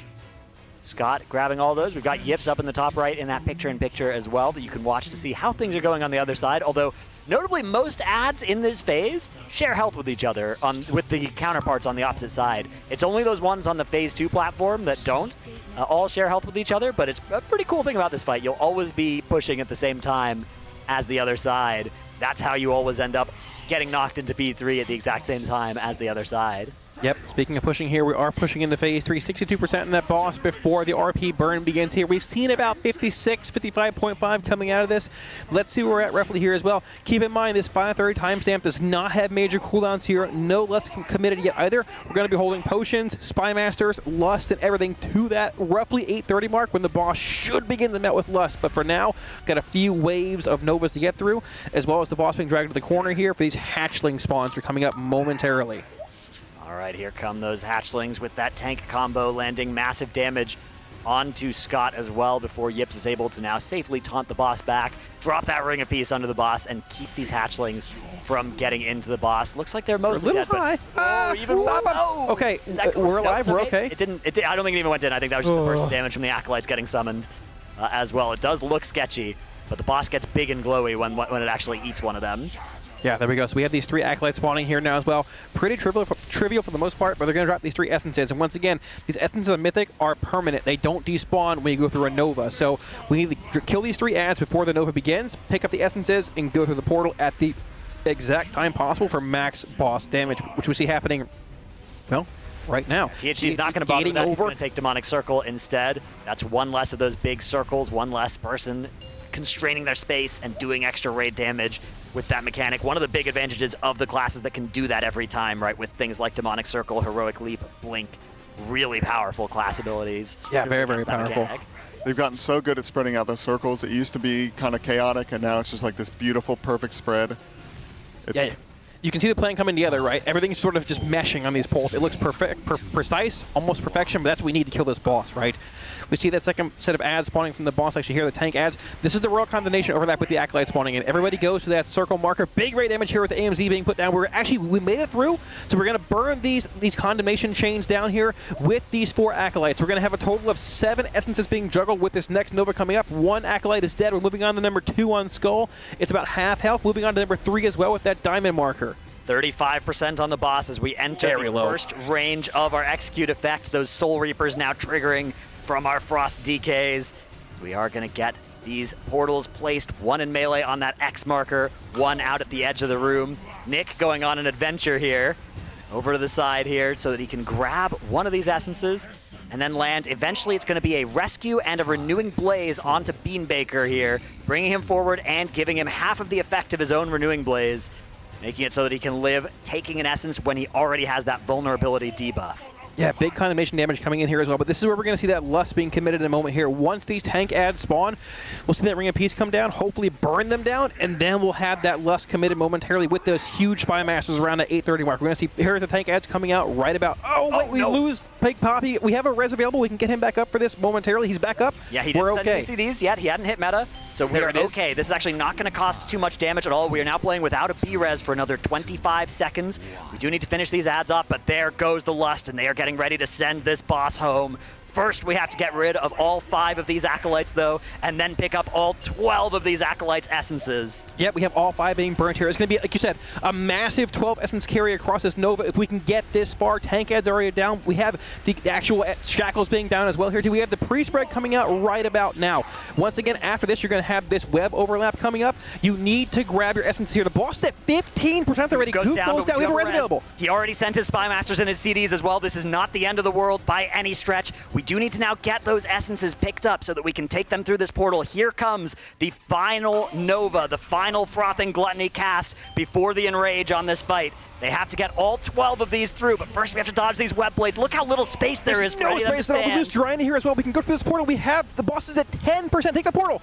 Okay, this is the final bit. We have the spread, dropping essences. We leave pools behind. As long as we spread here, this is the last burn of the boss. Drying and Days are both down. We lose Sang here as well. Oh no, look, there's an essence at the edge of the room. That's going to be a big problem. Somebody is going to need to sacrifice and pick that up and bring it into the middle of the room before they get to this Enrage. 7% on the boss now. Let's see if any of them can manage to do that. Yeah, it looks like their tanks are actually going for this firefighter job of taking these essences in from the edge of the room. But do they have enough damage here? Still 5% on the boss as it enters that last Nova cast, and I think there's just barely not enough here.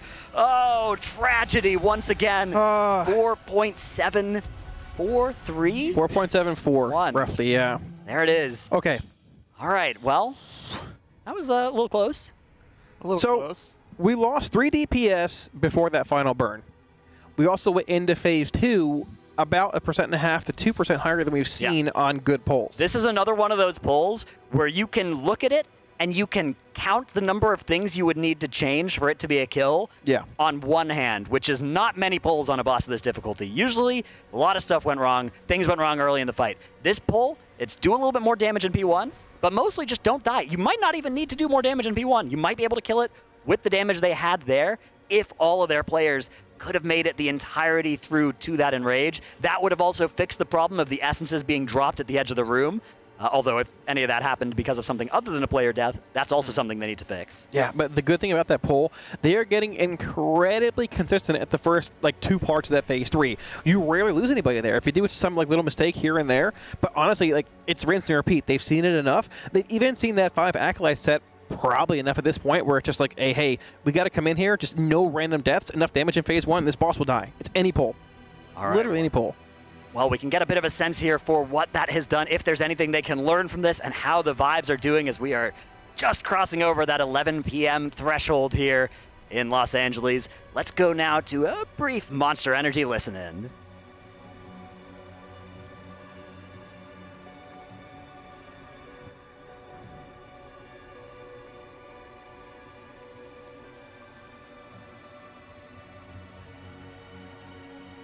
talking about the puddles at the end? Super bad? I mean, that's just from the portal. That's not anything else. Just where the portal is. That you're talking about the puddles at like the very end, like when we're like killing the boss. Yeah. That's just from the portal. No, there was way less space in melee. That's from all the gloom and people baiting bad infest. You cannot run ahead. I mean, it has to be the. There's also like I see range cheating It has to be the first infest of the fight then. You It has see to be the range first cheating one to of the the right fight. when? I mean, they always like cheat in. The range shouldn't even go towards the middle. You just run on the edge. Yeah, you can just run on the wall. You just run towards where melee was. Yeah, run forward, basically. Like I always run on the wall pretty much, and there's just people that cheat to the Well, yeah, side for some reason. running on the edge is good because the evokers have to do that to stay in range of the boss anyway. So the rest of you should definitely be doing that. Where do you think the one to the back and right is bad? Yeah. Or is it the only one? What are you guys Yeah, talking that's about? the one that's for running range into us. movement? So the first infest During- fight. Yeah, during Just every infest range, just follow where melee was. Like there's plenty I of mean, space. Just go forward. the next infest don't really matter that much, but the first one is what matters because that's what affects the last playable area. Like this one is a crime, but that's because Yips got stunned. To be fair. No. I mean, this one doesn't affect the end of the fight though. Yeah, the only one that affects the end of the fight is the first one of the fight. Because that's where we end up. Like, we're there full circle. I mean, that one definitely affects it, but obviously the first one too. That one doesn't change what happens in the execute at the end. No, if you look at it, if you look at the very end, you'll see what I mean. At the very end, it's just the portal. That's the only place where. I mean, the first one of the fight, sure, but that one doesn't do anything. Yeah, the portal. Yeah, we're good. Something's happening on the second Acolytes where they're just like not getting finished. Like the first one, I think, like, okay, full honesty, when we go on the condemnations over here, are you guys hitting this Acolyte or the boss? Because you should be hitting the Acolyte. We're actually losing boss damage later because, like, ranged have to finish this and kick it forever too. I mean, I don't know about the other melee, but for me at least, like the web blades come out here, and it's just way easier to hit the boss than the Acolyte. Oh, like when so I'm kiting around it. Oh, this is well before lines ever happen. So we stand in this AMZ, and then we're hitting Acolyte, hitting Acolyte, hitting Acolyte. We're moving. Oh, we're talking about a different set. Never mind. Yep, that's it right here. It's the first one, you mean, right? Yep. I swear we could get that. We could either kill that thing or get it to like 20%, and it's like barely breaking its shield. Yeah, let's go. Exali, you good? Yeah, I'm good. You're not Sama. All right, let's go. Boss die. I'll be back in like 1 minute, Zebby. 3, 2, 1. You will not stop the ascension of mine. Oh my god, my game's so smooth. What the hell? 5, 4, 3, 2, 1. I think your TD bug here. Okay. It's good vibes. Watch lines. Nice when it just takes me for a fucking bajillion. Yips. Just a nice chill 15 mil golden hour fuck yeah. Yeah. Ready for first pops here? 115 mils for each. Watch waves. I'm back. Liquefy. Back. Yeah. 5, 4, 3, 2, 1. Pinky bait. Okay, break these. Then lines after.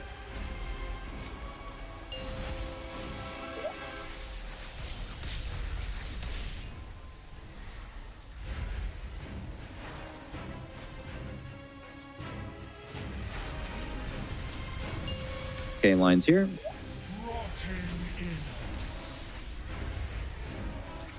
Turn it to.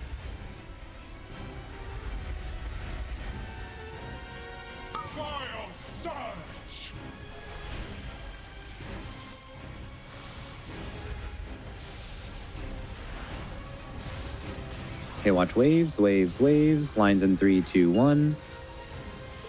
And liquefy. 4, From water. Rigu roots. Those are weird liquefies. Figured out. Big AoE here.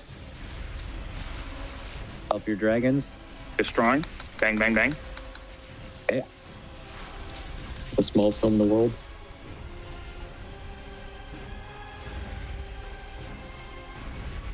I think somebody bucked out.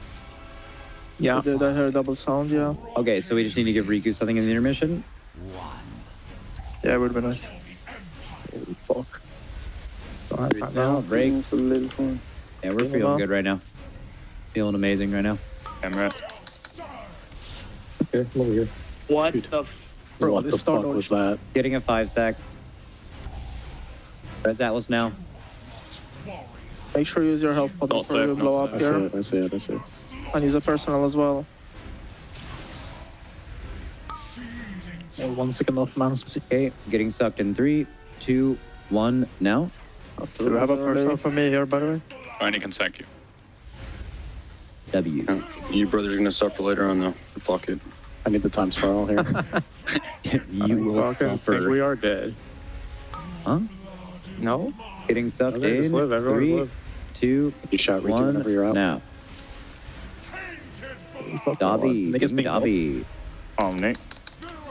A little more damn here. Maybe Okay, not a watch hold. the waves. Only half, so I don't need that. Watch the waves. I hit a nasty crit. We're good. Last wave and you, fucking sir. blast this shit. Anytime. No Just don't hold the stopping, glove, no it's stopping. easy. You fort whenever as well. Prove your loyalty. My life for the Empire. Okay, Jardian Sari. Spell here.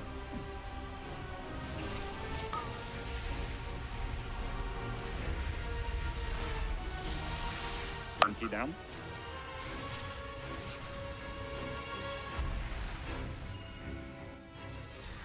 Destroy the outsiders. Okay, getting sucked here.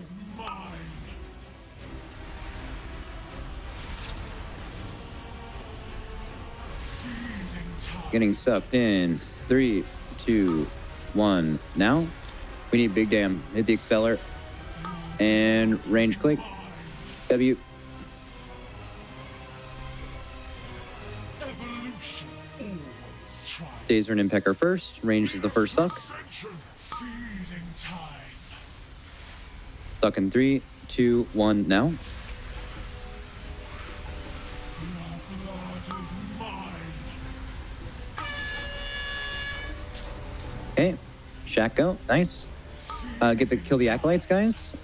And suck in 3, 2, 1, now.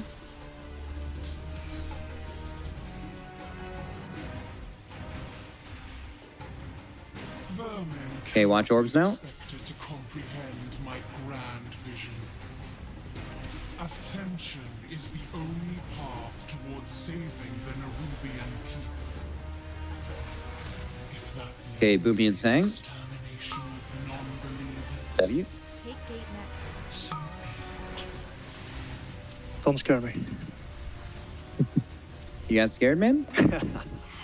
Come on, man. Let's get a little No stress. Only gaming. generation of Nerubians is tainted and worthy. I'm turning on a fucking banger for this. Let's go. Okay. Lock in. I have the in-game music where it turns on where she sucks us off. That's right. Why Talking not? about good baits. Yep. Put it on the golden line. Yep. You move along the line ranged. 8 swirlies in 3, 2, 1, 2, 3, W. This is Shack. Running now. Where are you next? This is Warrior. Okay. Adds here. Lines in 3, 2, 1, now. Good Acolyte cleave now.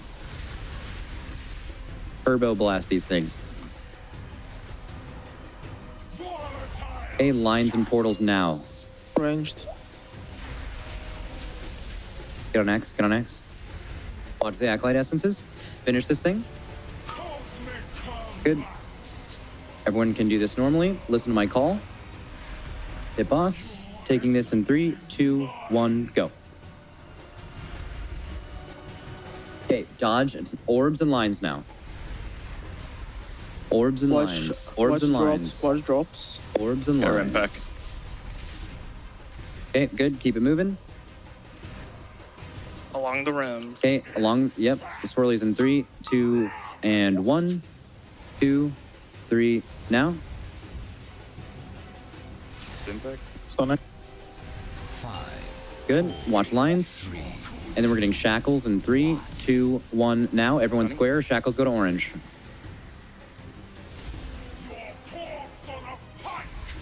Good. Pull it over. AoE, lines, lines, lines. Great. Okay, portals are in 10. Keep it moving all the way. Pre-spread for portals, especially range. Yep. Lines and portals, 2 seconds. Deal with this. Pre-spread for portals now. Here they come. Good fighting. Ranged. Watch lines. Yeah. Keep Coop up. Oh, God. It's okay. Get him. Get him now. Now. Rebuff him as well. Okay, ready to pick up. Everyone else, we're gonna keep these people up here. Follow your own timer. We're getting shackles in 5 seconds. Shackles in 3, 2, 1. Spread out. Watch your HP. Make sure you're topped for this hit. Watch orbs. Watch orbs. Don't pick up an essence. And they're hitting. And let's go to them. Go. Okay, kill them. Kill them. Kill them. Fast positions. Yep. Infest positions now. Infest now. Swirlies in 3, 2, 1. Swirlies 1, 2, 3. Good. Kill the hatchlings. Watch the lines. Make sure we get a restun. That's 20. Potion bomb. Kill these ads. Finish them. That's all of our damage. Oh my god. All of it, yeah. Just the guy who's on them died. I got my damage out mostly though, but. Oh, okay. So it's these stuns here. So first we get a cap. That's great. Okay. That's a spit cap. All right. What's the stun after the... All right, welcome back to the casted segment after we end that Monster Energy. Listen in close. But again, no cigar there. We had a couple of people starting to go down. We had one hatchling enter the boss, and that very quickly ended that pull. So much difficulty in the end of the fight. We don't usually see it, but those web blades, they are so brutal. They're faster than heroic. They kill you basically for sure if you get hit by them while all this other stuff is happening. You can't afford to just defensive and stand in one because your defensives are needed for the unavoidable damage. Yeah, sometimes there's bad RNG in the pattern that comes out and you're forced into one spot with very little room to go. We lost Cooper on the 720 mark there, which means that Max Spymaster was gone as well. Yeah, we got him up. Gone. Yeah, and Riku went down on that last set of hatchlings, which spelled disaster. Once again, I mean, you're probably going to need about a perfect pull with all 20 alive here in Max Spymaster stacks, Max Execute, Max Damage, and Lust to kill this boss. But I mean, we've been very consistent in the last half hour or so. They're getting back to that point for the most part, at least phase 3. Also, Cams, this is your pull, 400. That is it. This is it. Also, Dranos' pull. Yeah, mine as well. Yeah, all 3 of us, actually. It's the hat trick. Oh my gosh, look at that. This could be it. We all said pull 400. I think Mix might have as well, but she's not here right now. Yeah. I think this is the caster prediction. It's a consensus prediction for sure. If it's not 400, well, let's not worry about that just yet. It is 400. It's 400, yep. Everyone's going to make it with their Max Spymasters. Nobody's going to die early. If they do, it's tactical for the wings. Yeah, for the wings. We'll sacrifice some healers or something. Yeah. I think, maybe that could be some tech. Drop some healers near the end. Like, once they get the essences through the portal, do they need the healers? At the very last set? I guess not. Yeah. Yeah, maybe sacrificing toss a healer for Grief Torch was one thing. Sacrificing for one wings is a little bit more skeptical. No, they'll do like one at a time. They'll just go. Yeah, they'll all jump yeah. I mean, rolling. It's an idea. It's certainly an idea of ideas. Yeah. All right. Yeah, I mean they're doing anything they can to optimize every little bit. You know, chipping away. The question is, though, is healer damage better than a wings on a paladin for a little bit? That's the question. Yeah. Do they have those mag queens on those healers here? We got those big damn disintegrates as well coming in from those Prez Evokers. Very good at killing these bosses. Is the split disintegrate? Does Preservation have access to that? No, unfortunately, that's a Scale Commander dev, yeah. Yeah, it's very, very cool, though. I've been debating leveling my dev or my Evoker or my Shaman. When I get home, I'm still split. I don't know. They're all so cool. They are, yeah. Yeah, this expansion has really upped the coolness factor of many specs. Mm-hmm. Yeah, the dragons, they were a weird addition, I think, early on, but I like watching them fly around doing the breaths. The disintegrates are always kind of moving and casting. Yeah. They look very nice. It'll look even better with the world first under their belts, Camps, which we are basically in any poll territory of. 1.76% separates them from world first. That's right. But this is the poll. This is it. Yeah, for this is sure. it. The 400, they're locked in. Nothing can go wrong. Question from chat is, how many hours straight have they been playing right now? Well, they've been taking breaks for food, but start time today was 9:30 a.m., and it's now almost 11:30, so we've been going for 14 hours. That was good math. Wow. Yep. Very nice. Thank you. That's why they pay you the big bucks, right? It's, well, you guys are getting paid? In Taco Bell. Ah, well, I mean, it's still a pretty good deal, that's right? a pretty good deal, yeah. Those fast food prices have been going up oh my gosh, as well they over have recent been. years, huh? Yeah, well, you know. Can't even get a big Cheez-It for less than $2 these days from the from old T-Bell. Well, you know, that'll live on. That'll live on through multiple races. The 2 a.m. $150 Taco Bell order. Yeah. Zyro added a big Cheez-It to the order. It was so confusing for you. If we kill this boss tonight, we're going for 300. Oh, wow. Yeah, it's going to be a rough one. Yeah, if we kill a 400, I'll get every Raider a big Cheez-It. That would clip go that. crazy. Yeah. Big Cheez-It. Oh, she's spending like $30. Great. Nice, Cams. Great. Good job, Cams. No, that was like $3 for that Cheez-It. Somebody asked, Plus do we tip. know how late they're going? We don't know for sure. Word on the street is it dies or we die, which means we pull indefinitely. Of course, they will stop at some point, but I think that it wouldn't be seriously considered until at least 1 a.m., probably later. Yeah, if they get to a point where they're just having phase 1 wipes over and over and start regressing, then I think you make that call, because that also can be a call that makes or breaks a race. This is that night in a race where you have to know when to make that call to keep going or to stop, right? Because sleep's important. This is not a boss you can come in half asleep for like you did on Sarkareth. You need precision for this fight.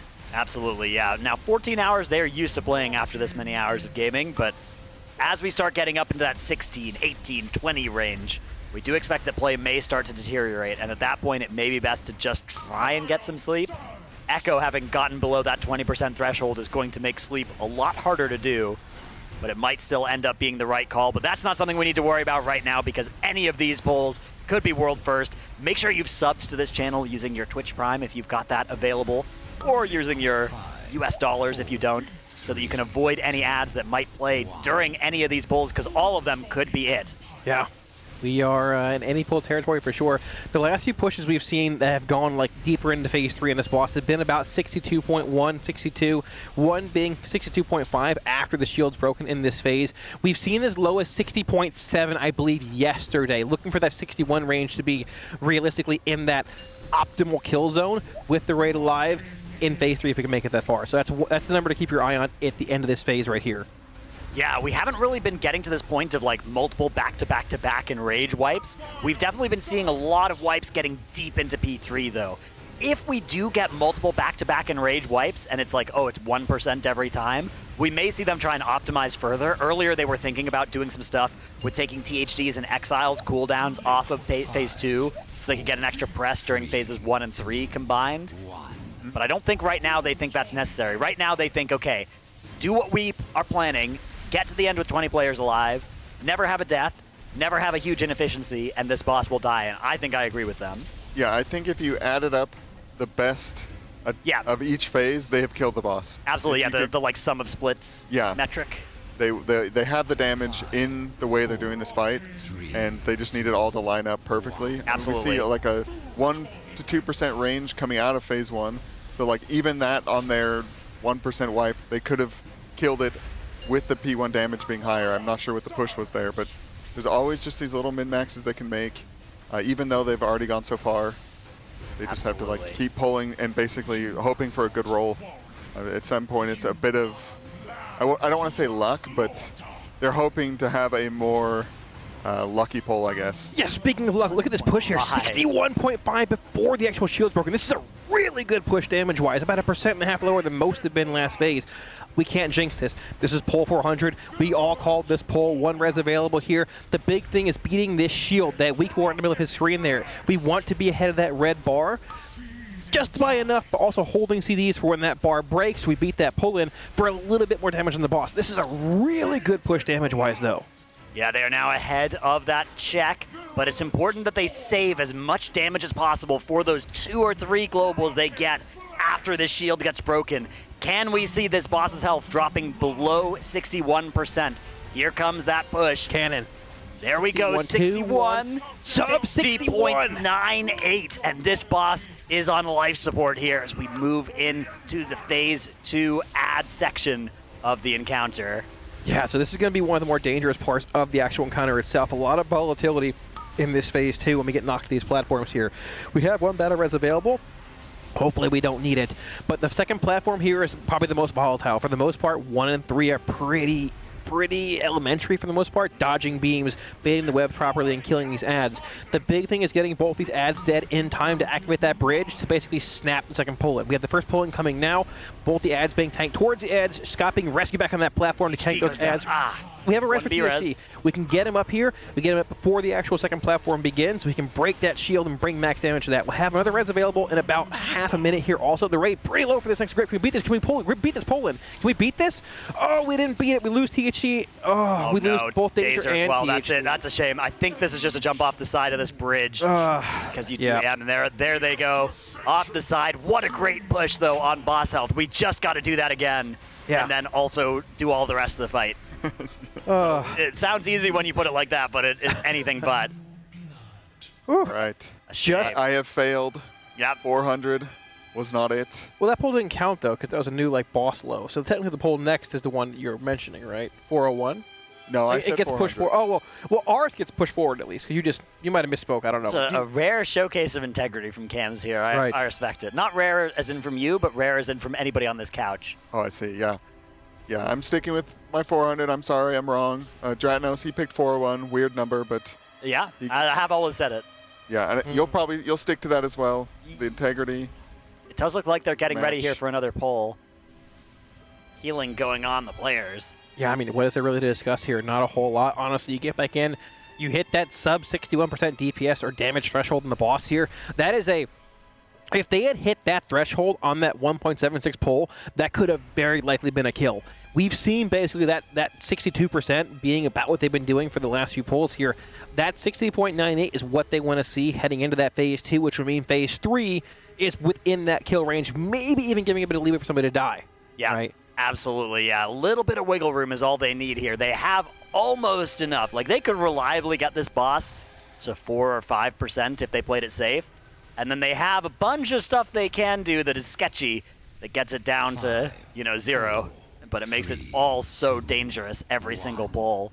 Thankfully, one of those is not dropping a healer. Yeah, that is something we could do for another 5% more damage, but we mercifully clearly don't need that because trying to drop a healer would add another 100, 200, 300 pulls to this encounter at least. Yeah, and they have opened a door. Yeah. They no longer need to look at that third healer. That's right. The light it's clear that they have the damage, right? The light's at the end of the tunnel for them. Just got to get back there. They have the damage if the stars align. Yeah. Yeah, so, I mean, it's there. It's somewhere. It's got to find it. Right. Right? Like, I mean, max Spymaster stacks, max execute, everybody living, optimize damage around Lust, and a hot hands high roll in phase 1, that boss being sub 61. That's a recipe for perfection right there. We just got to get there, right? Yeah, just got to keep pulling the boss, ideally before it gets too late here, but it is 11:30 local time, and they have been waking up at like 9:30. I guess they started gaming today at 9:30, so they woke up a little bit before that, but they are definitely still in those prime gamer hours, not getting to be too late. I think they will probably push it tonight if they need to, but we're not there just yet. Right now, we're focused on this pull. All about getting as much damage into the boss as possible during this relatively easy phase of the fight now. I mean, I wouldn't easy in absolute terms, that we do have a death coming out, but relative to the end of that last phase, it definitely does seem easier. Yeah, we can't commit this res to Dazer here. We're probably going to hold it past these froth pops, which Ideally, is we would res unfortunate. beforehand so that we don't get an extra stack, but I think we can live even one extra stack here. We likely can at this point. Leaving him down this long is a bit interesting, though. It's going to make it harder to beat that DPS check, in a sense, on the boss here. He's res now right before the actual damage comes out from that froth pop, which is a bit odd. We live through it here regardless. The boss is at 73, so we're going to have one more 4 set of froths coming out, and this is the dangerous one if someone dies. We have the reses available here. We have seen this phase a lot, so we should hopefully have the whole rate alive for this, but if someone goes down here, this is going to be an easy reset. Ceres, oh, we actually lost He's Ceres. an angel form. That is a YOLO jump sure. angle. All good. This only cost us 2 minutes. What we need to make sure is that it doesn't cost us any morale or momentum in that last phase. One of those intangible things that some would argue is made up and doesn't exist, but others will swear by is the momentum in these later phases. I think there's definitely some merit to it. When I said Siri, my phone activated. It's been talking for 2 minutes, recording a conversation. Look at that. That's cool. Yeah, keep Nice talking feature. to us. I wonder if that happened to anybody who just had their phone near their TV or whatever when they're watching this. Siri. Although I heard that there's some frequency that gets filtered out in the TV, and then the phones use that so that they don't accidentally detect people saying, you know, the names of these AIs over the TV. I don't know if that's fake news. I thought you were setting up to just grill me with something. How my voice sounds weird. No, I would never. Come on, I would never treat you that way. We're friends. Looks like they're taking a break. Does look like a little 5-minuter is going to come up here, giving us, for the first time in hours, a brief respite from some absolutely nail-biting pulls. I barely got any nails left at this point. This is getting intense. You can have mine. All right, thank you. I'll come over there and help you out. Just let me know. Appreciate that, Cams. Yeah, thank you. Yeah, I'm wondering, a lot of these players, you know, when you're in a hardcore guild, normally you're not getting up in the morning and doing all this day raiding. You kind of go late into the night. Right. So I wonder if some of them still have like some of that built into them. I still have it. I feel like I'm much better like deep into the night, and they never really go there anymore. I feel like gamers are overwhelmingly night owls compared to morning people. What is it? Morning early birds? Early birds, yeah. That's it. Dude, this is lunchtime for me. First dinner's in a couple hours. I'm locked in. Calabasi, I see you tweeting these pictures at like 4 a.m. your time of like burgers on the grill. For a 5-pound bowl of chicken Alfredo, good before bed, fills you up real nice, gets a good sleep in. Very nice. It is incredible. About 2,000 calories before bed. You don't nothing else. You knock it out for 3 or 4 days. Yeah, you're good to go. I got the recipe for disaster. Hit me up. I got you covered. Yeah. It's incredible. All the different kinds of people that make the world go round. That is.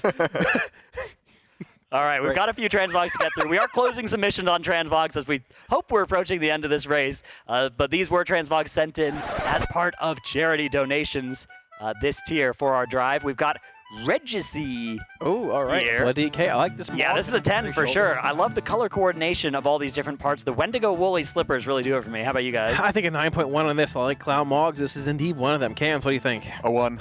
A 1 from Cams. Right. Cams is not a fan of the Clown Mogs. No, not at all. All right, next transmog coming up is Jabaz the Seeker. All right, thematic. This feels Hunter to me. Feathers, Hunter stuff. Is this Survival Hunter? It's actually a BM Hunter they're logged out in, but they're carrying a two-hander. Yeah, well, you know, we all make mistakes here. That is an interesting helmet. I think it's like a solid 8.2. It's a Hunter Mog. 6. 6 from Cams, what are you saying? 8.2. 8.2, all right. I'll go higher. I give this a 9. I like that spear. I think it's a good spear. I think I've used that in Hunter Mogs before. All right, next transmog coming up is Meow Mage. Oh. I think I've seen this one already. This is a good one. I think Cams, you're married. You don't know that that's not her character. Okay. That's true. That's From the fair. gear, do it for daddy. This is a 9.7, Dratnos. What do you think? A 9.7. Yes, sir. What makes you say this is a 9.7, Calmon? You know, the eyes. I love eyes. They're great. They're fell green like a warlock. That backpack. I see. The belt. The shirt is not the focal point of the attire for me, but I mean, you know, it doesn't hurt anything, right? Turn that sucker around. Turn that thing around. Sucker around. Turn that sucker around. Yeah. Right. A 9 from me. I'll give it a 9. It's a good mug for 9.7. sure. I like the beer Mage. mug offhand. I think that goes well with pretty much any mug. All right. Party. Next one here is a name I'm not going to read. That's Big Dog Sugar. I know that. I know him. I see. That's my boy right there from Booty Bay. Here we go. Unsurprised to see this character on the Tichondria server. That's yeah. my home server. We've got a lot of characters on this server. I think this is like a 8.7. An 8.7, you think? Yeah. All right, I'm going to give this a 9.2. This is a good mog. I like the weapon. It just is so completely out of touch with everything else in this mog except for the glasses, and those two actually sick. really make a nice extra layer on this thing. I like the glasses, but I'm sorry, a 3. A 3? Oh, that's tough. All right, here's Ophelia. The faceless one. Ooh, this is like looks a... nice. It's like Bod, right? Ardenweald? Oh. Oh, is it Ardenweald? I know that. Yeah, no, the helmet's definitely Ardenweald. I don't know about the shoulders. The shoulders of Battle. Yeah, Battle's Arlor Mythic recolor. Yeah, so from Apathy, oh my gosh, it's a Void Elf. It's a mage. No mage, except for the one we saw a few minutes ago at 9.7, can be 11.8 for me. So this is a 7.9. Okay, all right. But still a nice mog. I'm going to give this an 8.4. All right, this is a 9 for me. All right, Beautiful. nice transmog. Thank you Like the very helm. much. for his submission. Next one coming up is Pedro Salad. Oh my gosh, from the guild Ashen Phoenix. On Sargeras, one of my old servers. I don't know what that helm is, but I like it. That is an interesting helm as well. Yeah, it goes with the shoulders nicely. I don't think they're the same set as well. They don't look like they are. If they are, but even still, I feel like they just match really nicely, and they go with that Scythe of Elune recolor as well. Yeah, I think it's an 8.6 for me. 8.6. I'm going to give this a 9.8. I think it's very good. I like all of these different pieces.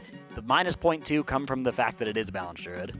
Yeah, exactly. Anything that reminds me of Heddles, I'm not a huge fan of, but it's okay. Man, Day Ruined, yeah. I gave it an 8. All right, here's Polgara NZ, perhaps. Polgarans, perhaps. Oh, okay, there we go. All right, could be either of those. Yeah, this is nice. A 9. A 9 from Cam's right. Just going to fire off the number. Right at the 9. Yep, I like it. I'm thinking 8.9 on this one. I like this one too. I like the wings a lot, actually. Very nice. Yeah, those Necrolord Covenant back attachment things. I need those, actually. 8.9. Pretty cool. Very nice. 8.9 from you. All right, I'm going to give this an 8.6. I quite like it. Yeah, not bad. Here's Helinda. Oh, nice. Earthen. That's good. Machine Warden. Love those shoulders. I think those were just last Mirdrasil Shaman shoulders, I think. Those are very cool, actually. Very wolves, good shoulders, very nice. though. Yeah, those always go well with pretty much anything. Oh, they're an earthen. I see. Oh, my God. Yeah, earthens are so cool as well. It's so rare for things to be cool when they look like dwarves, but earthen often do it. They eat rocks, just like Heddles does, actually. Exactly, yeah. I didn't know that until recently, but they're one and the same. I give us an 8.6. All right, I'm going to give this a 9.2. Okay, I'll give it an 8. All right. Incredible. Very nice. Very nice indeed. We do see Raiders starting to sit down now. We may have time for one more, though. This is my friend Demonic. Demonic, yeah. Wow, nice. A nice character. We got to do numbers quickly as there is a pull timer, so just rapid fire a number here, Kalamazoo. This is Demonic Bousset. It's French, actually. I see. Didn't know. So I gave that probably an 8.9. It was very nice. I'm going to give that one a 9.2. I'm going to bump that up to a 9.4 because we didn't get to spend long enough looking at it, and I feel bad. It's French. For it's me. good. 9 from Cams. All right, we are underway with pull 403. Now, this has long been my prediction for the number of pulls that this boss would take, so got a good feeling about this one. Oh, that's true, actually. You told me that a few days ago. 402 was your pull. Well, I guess 403 technically, but you know, who's counting besides Warcraft Logs and RaiderIO? Two of our great partners. Very true, but you know, they yes, Stratos, you are correct. Often am. The trick is not actually ever guessing anything. I have missed working with Stratos. Yes, it has been a delight. It has been. You know, to top it all off, Kill tonight. That would be a lovely cherry on top of a beautiful few weeks. A beautiful few weeks of friendship, right? Yeah. Of friendship? Partnership. Business friends. Business. Friendly associates, perhaps. Friendly association. Yeah, exactly. Yes. Okay. Coworkers, even, perhaps. Allies, potentially. One day, maybe. Maybe. All right. Okay. I think we're allied. Yeah. Well, I'm bored on about half my characters. Well, most of guilds allied. They're gnome, actually. Yeah, gnomes are doing pretty well this tier. Do you guys remember back when you had to have your whole guild be the same faction and Liquid swapped Alliance for Battle of Dazar'alor? I do, actually. Yeah, I do. All at the start of the tier for, like, that war mode box. yeah. Because Alliance side were, like, underrepresented at the time, and so you got a little bit of extra war mode bonus or something. Yeah, whatever. It's pretty dumb. I think it was an extra item at a higher I remember all the tweets. It was like King's Honor friend. Yeah, there we go. They were all in there on their Alliance characters. That was a good time. I actually am curious. It probably doesn't amount to much. I'm sure they've run the numbers on it, but I am curious how much DPS they've actually lost all going gnome in this first phase comparatively to, like, boss damage with better racials. Mechanome is a pretty high DPS rate. But they're not Mechanome, they're Gnome, right? Right, exactly. So that's what they're giving up, right? They're giving up higher than a usual tier's worth of difference between one race and another, right? Usually the best DPS racial is like, I don't know, 0.5%, 0.2% ahead of the rest, something like that. Mechanome is, in some cases, even a bit more than that. Gnome isn't bad either, though. Gnome is flat haste, which is good for a lot of specs. Right, they're not terrible either. I'm just curious. I mean, and also the fact that you don't have to kill those webs. Right, yeah. It, like you saves you decent bit of damage in the roots in phase 1 as well, which can translate to more boss damage, which we're looking for that threshold of like 61, give or take. We do have some Mechanomes as well, the players that are able to break their own roots. The reason that some of them are gnomes is because Escape Artist lets you break out of several roots during P1. Very valuable.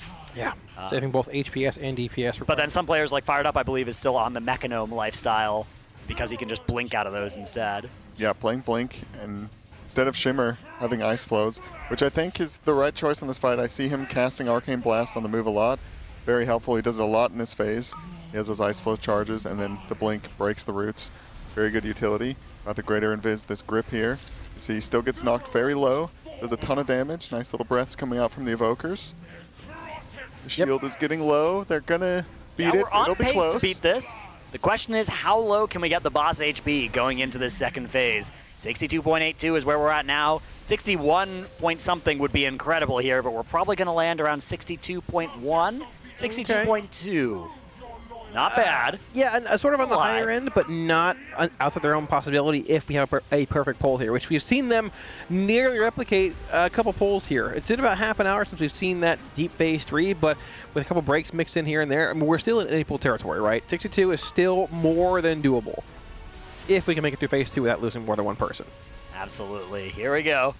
Phase 2 begins. B-Res still available here on this first platform. Yep, being knocked over here. It's pretty elementary at this point, baiting the beam towards the back of the room. We're going to have most of the raid on either the left side or right side of this platform, barring the person taking the actual portal here to interrupt that cast. So we're dropping webs on one part of the room if possible, baiting the beam to the other side of the room. You see Fired Up going through there, getting his dispel on the back of the room once those beam baits come out. Activating that bridge there, interrupting the second pull-in from the boss, saving some damage in the raid, heading up the platform 2, which once again has that shielded ad with that kick you need to, or that cast you need to kick, plus 2 attendants coming down, and that portal swap still being relevant, this being the major choke point of phase 2. Yep, the pulling coming here, roughly with the dispel coming in the back. A lot of raid damage coming out here. We top off just in time for this pull, negating the knockback there by just blinking backwards, killing this final ad and the 2 hanging spiders. 1 falls, quickly number 2 should fall here as well. Just in time, hopefully to beat this pull-in, which is going to happen right about now. Activate the bridge, and the pull-in is canceled. Perfect, we're through.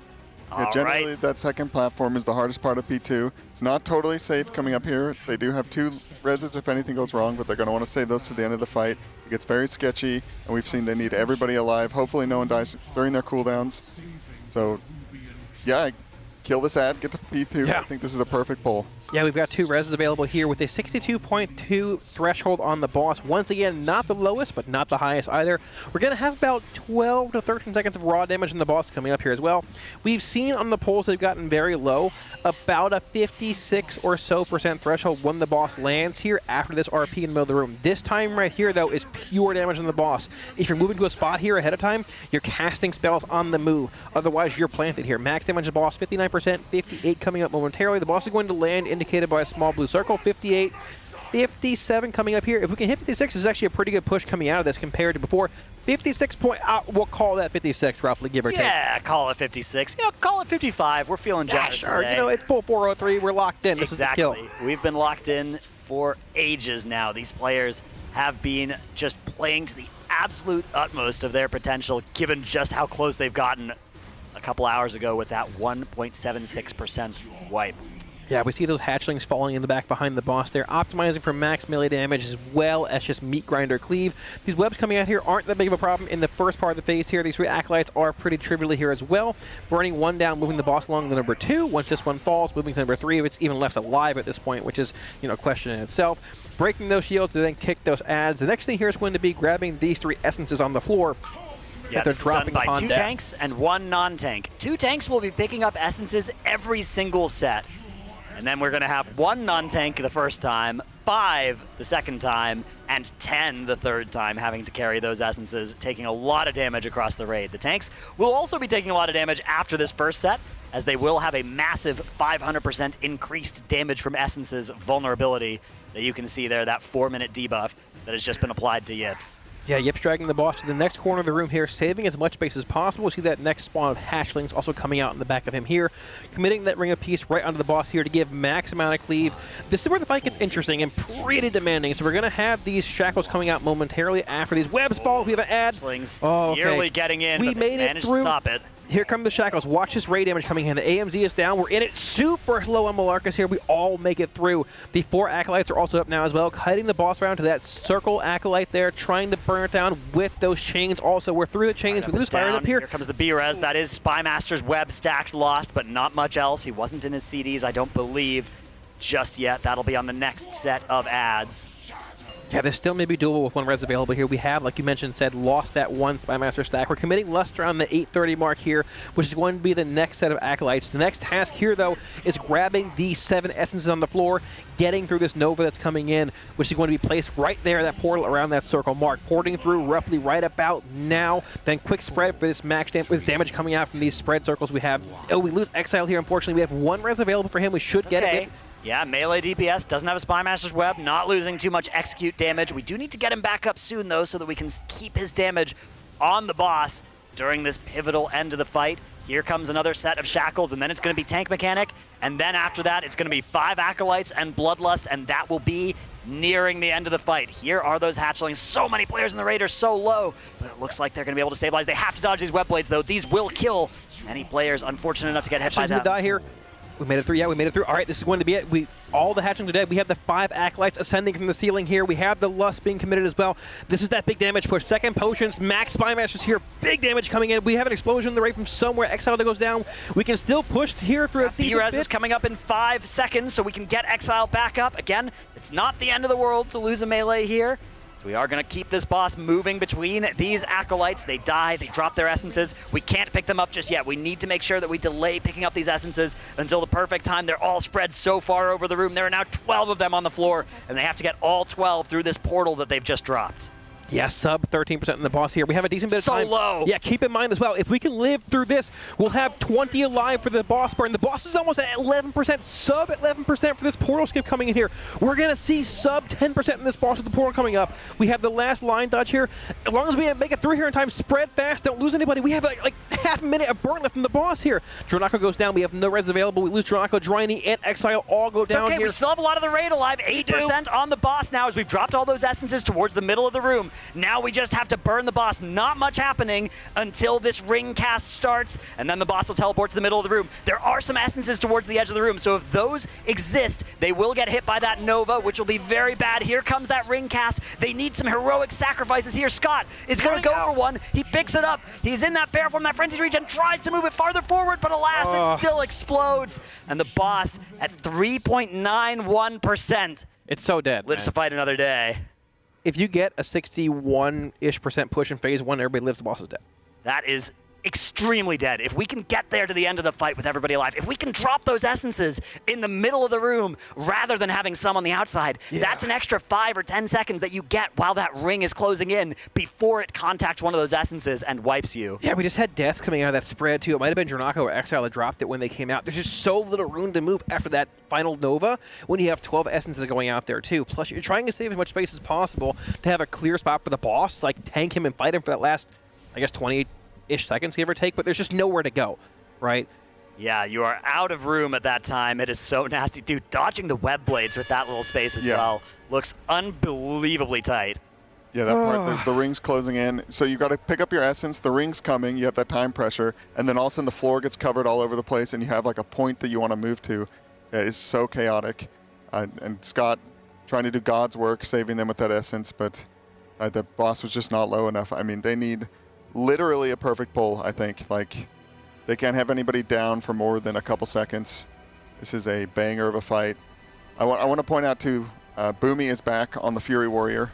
He's no longer arms, so they must have thought, maybe, I guess the consistency with the hatchlings was worth switching some boss damage off, or maybe he wasn't actually doing that much boss damage as arms. Maybe they made the call of like, oh my god, we have enough damage, just kill the ads, right? Like, that's something that has happened. We've had 50 pulls now since basically they've made that, they thought about swapping them to arms. In that time, players may have optimized more of their damage, and they may be much more comfortable saying, look, we actually don't need the execute here. We just want these ads to die. We want these hatchlings to never wipe us again. We just want to get to the end of the fight 5-10 more times, and then the boss will die. And we've nearly done that now. Yeah, it could even be something as small as like, oh, now that you're arms, I'm having to switch more to them, and now we're losing boss damage in some other way, and they're just like, this is the most efficient way to do it. Keep him arm, or keep him Fury, have him in there destroying those hatchlings. Yeah, let some other people potentially swap some CDs, something like that. Definitely a possibility. I mean, they're literally down to like that kind of optimization. That's every little bit. Also maybe somewhat defensive too. Fury does have a slightly better defense profile than Arms if you don't need to parry things, which Arms can do, but Fury can't. Maybe taunts the boss in phase 3. Who knows? Yeah. A little bit of top out of sword Be a action. creative strategy. Yeah, no, sure, why not? Yeah, we did it on Kybeza. We did do it on Kybeza. Yeah. That's You know? right. Yeah. Setting the bar. Exactly. Raising the bar. Raise the bar a lot with the world first kill here coming up. Hopefully this poll 403. I think this is maybe 404. I think this is I'm not sure if our 404. I pull think counter this is has the poll you said updated. earlier, actually, yeah. Yeah, exactly. Pull 404, boss right. not found. Yeah, he's been saying that all. I have been. all week. He's been waiting all week. You know, I've been prepping that one. That's very good, Dretnos. I'm proud of you. Thank you. I have a good one planned for pull 420 as well if we get there. Okay. I believe that's true. That's my prediction, actually, 420. Yes, always has been. I've heard you say it many times. Yes. One of my favorite numbers. It's a good number. Big fan. Why is that game? Just in general? Just sounds nice. Just elegant. It's a nice combination. It flows well off the tongue, right? Exactly. It divides easily. 4 minus 2 is 2. 2 minus 2 is 0. So it kind of, there's a nice, symmetry to that number. If you carry the 7 in the 2, it's also 0. Yes. Well, where did the 7 Wait, come if you do what? The 7 came from the 3 between the 4 and the 2. I see. Okay. Oh, okay. That makes sense. Yeah. That. Yes. That is the kind of logic that a lot of people whose favorite number is 420 would appreciate, I think. 4 plus 2 is 6. 6 upside down to 9. It's a 69. I see. Yeah. Delirium now setting Anything in. can happen. Math. Yeah. All right, speaking of math, we do want to be doing some math on the boss's health here. Yes. Looking to see it get extremely low in phase 1. There is a huge morale buff once you know that the only difference was the phase 1 damage that you needed, right? Like, if you can get 1.76% lower than you did on your pull that ended at 1.76%, you get this surge of energy that's like, okay, we just now have to do the exact same things that we've done before, and the boss will die with the damage we've done to this boss. Yep, exactly. And that also fuels them, even like subliminally a little more. You've seen them often get close to these kills and find a tiny bit more damage in certain phases on Kybeza, on Silken Court, despite also being one and the same. The boss is 65% now. We're going to see these quad froths being popped. This boss is going to be low, actually, on this push. We're at 64 already. Yes, This is going to be this might be one of those bowls where you're looking at the boss health and you're like, oh, wow. This is going to be low. This is going We're to be... sub 63 already. Yeah, yes, yeah, all right, so lock in here. 61 point. We're going to see sub 60. Okay. 61.2 before the second burn. This is 60% territory. Buckle up. If that was the number they had a couple hours ago, that boss would be dead on the floor already. This is a lock-in moment, chat. We got to lock in. This could be it. Here comes the intermission push. Now, you can't panic here. You can't overcommit on this shield. You also can't undercommit on this shield. You have to exactly right commit on this shield. Get it killed just 2 seconds or so before that third grip in, and then do a couple of extra globals.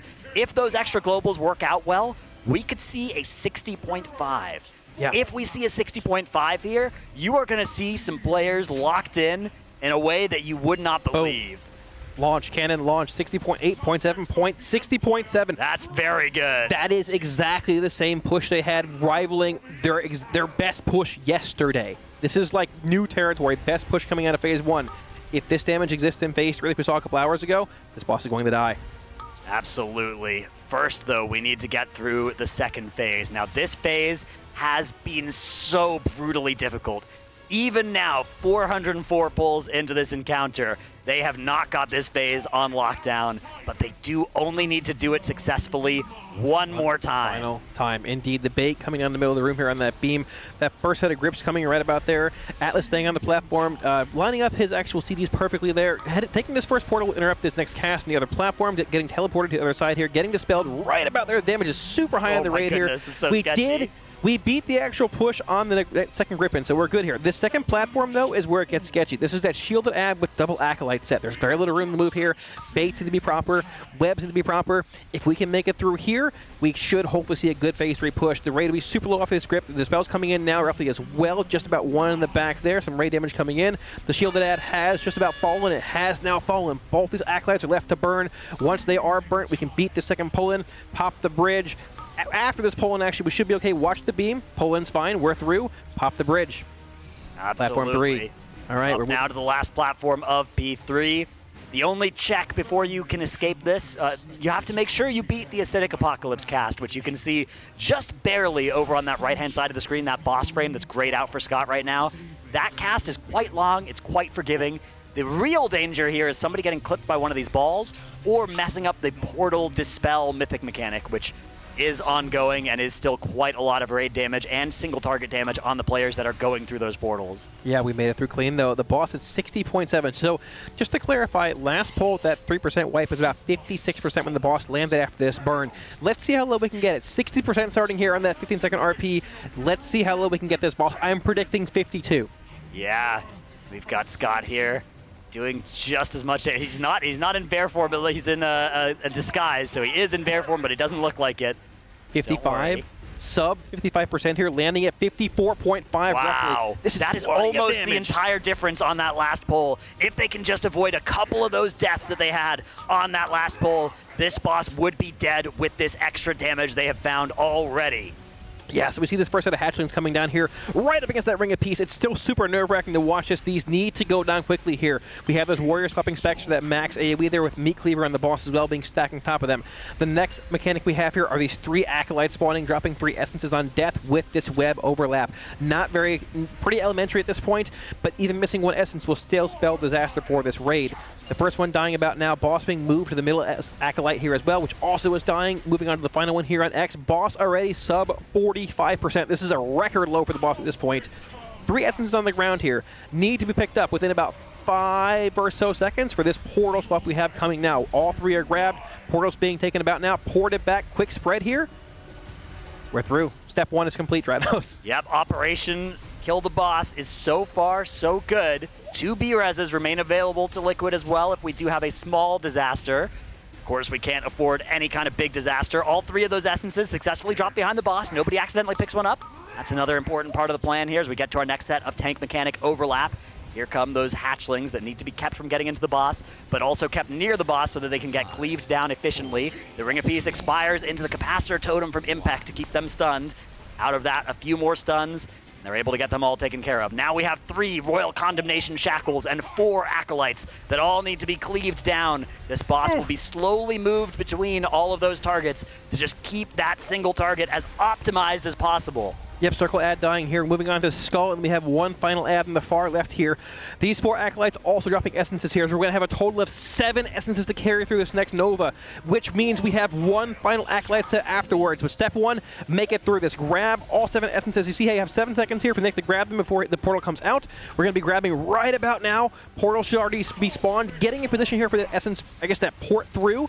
Moving along, going on a bit of a trip here, way alongside the room. Sketchy as Nick grabs his own essence here, and then he will be rescuing Scott on that Guardian Druid. Sang super low. Applying the Renewing Blaze to both of them. Okay, very nice value. We lose Sang here. We have 2 reses, though. We can get Sang up. That means 1 less Spymaster stack, but we can still do this. The boss was very low. Sang's low again. Able to be topped off here. We have Lust being thrown in about 15 seconds here after this 3rd set of tank ads spawns, which should be in about a few seconds here. Once these die, Lust will be committed. The boss is already sub 25%. This is incredibly low on this boss. Yes, so much damage is coming out, but first they have to make sure that these hatchlings don't get into the boss without committing too many resources into them. The boss then moving to the middle of the room, and here comes that Bloodlust. 5 Acolytes now needing to get cleaved down, but they can't afford to switch too much damage onto them. Everybody has to avoid standing on top of one of those essences as well. So that much would be a damage disaster. Here.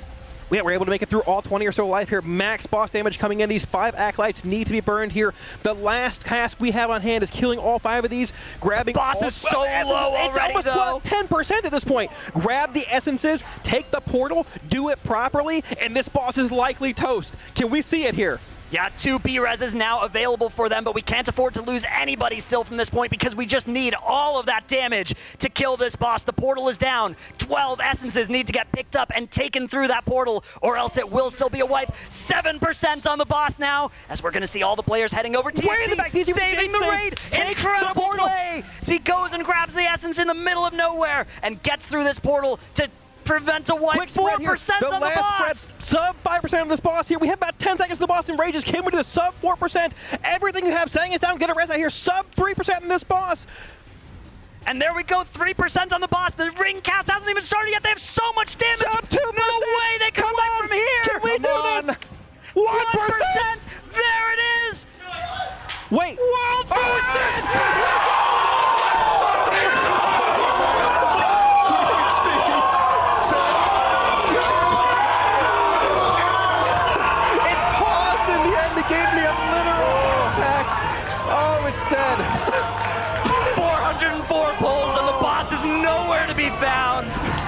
Incredible play. THD, what an incredible clutch move. What a saving the raid with that essence. THD saved that pull with that essence and saved Silken There the he night is. before. He knows what he's done. There it is. World first. There it is. World first. Queen Anshrek claimed just at the end of raid as well.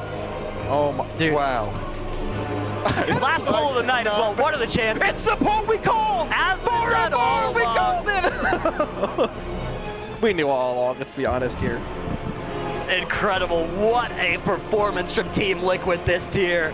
They have just dominated through all of these bosses. Truly a step ahead of every opponent. As the hugs come out all around. And now one important thing I haven't been able to see.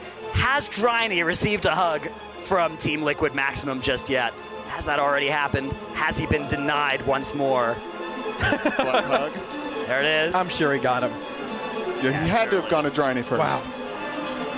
I mean, the crazy thing is they had so much damage that pull. They too, did. Right? They had like 5% more damage they could have done. This boss yesterday, we were talking about it being impossible, and today it not only looked possible, it looked like a cakewalk for them. Was that the Drynster getting the hug? Yeah, I think it was. Yeah, right. Well, there's multiple hugs. There we go. This was literally in the Zoth 2.0. We said it was impossible. 25%, 20%. Where does the boss die? 0 seems insurmountable, yet they found the damage.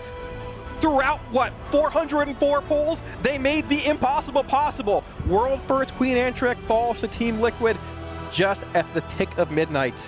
Yeah, exactly. Wow. We wanted to wait until Sunday, of course, to add an extra day to the year. Extra day? Oh, that's right. The statistics, no. I gotta buy Taco Bell. Oh, no. Oh, big Cheez-Its for the whole raid potentially as well.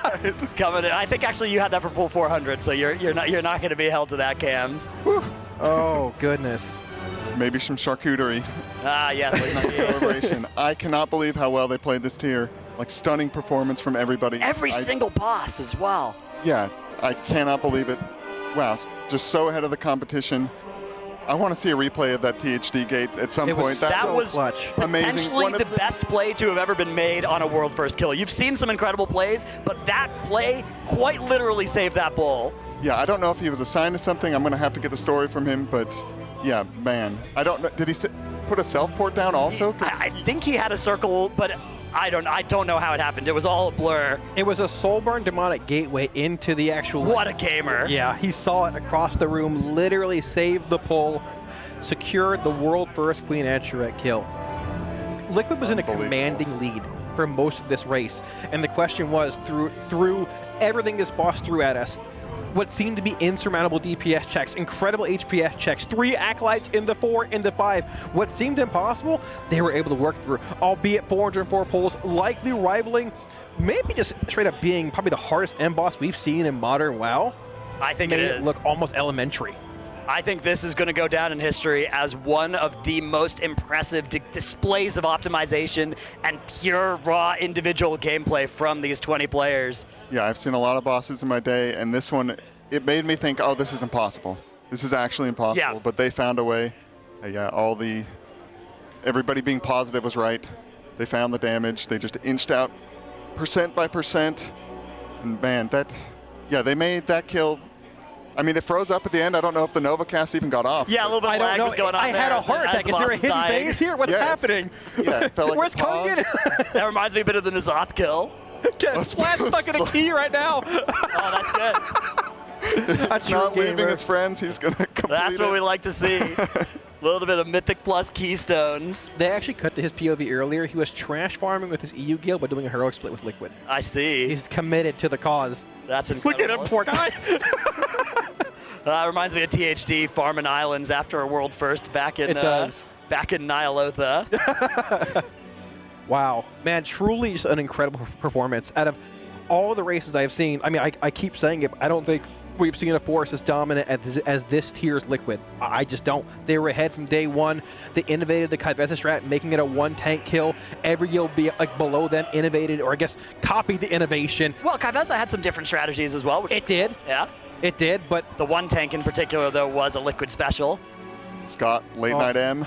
Yeah, the old well-deserved. I'll take the a drink rules are too, gone now. There's no rules about when an M can be drank anymore. The race is over. The leader is pleased. Absolutely.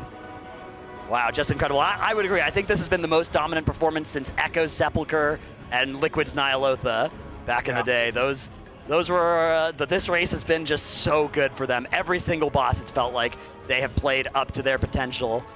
This boss, most of all, what a performance. I can't think of a bad day. Normally there's a day that's a little down, and even against the grind of something like Kaiveza, against this Enrage grind, they just kept going at it, kept making improvements, kept getting better and better and better, and yeah, they have deserved this win. This was incredible. The best World of Warcraft play I think I've ever seen.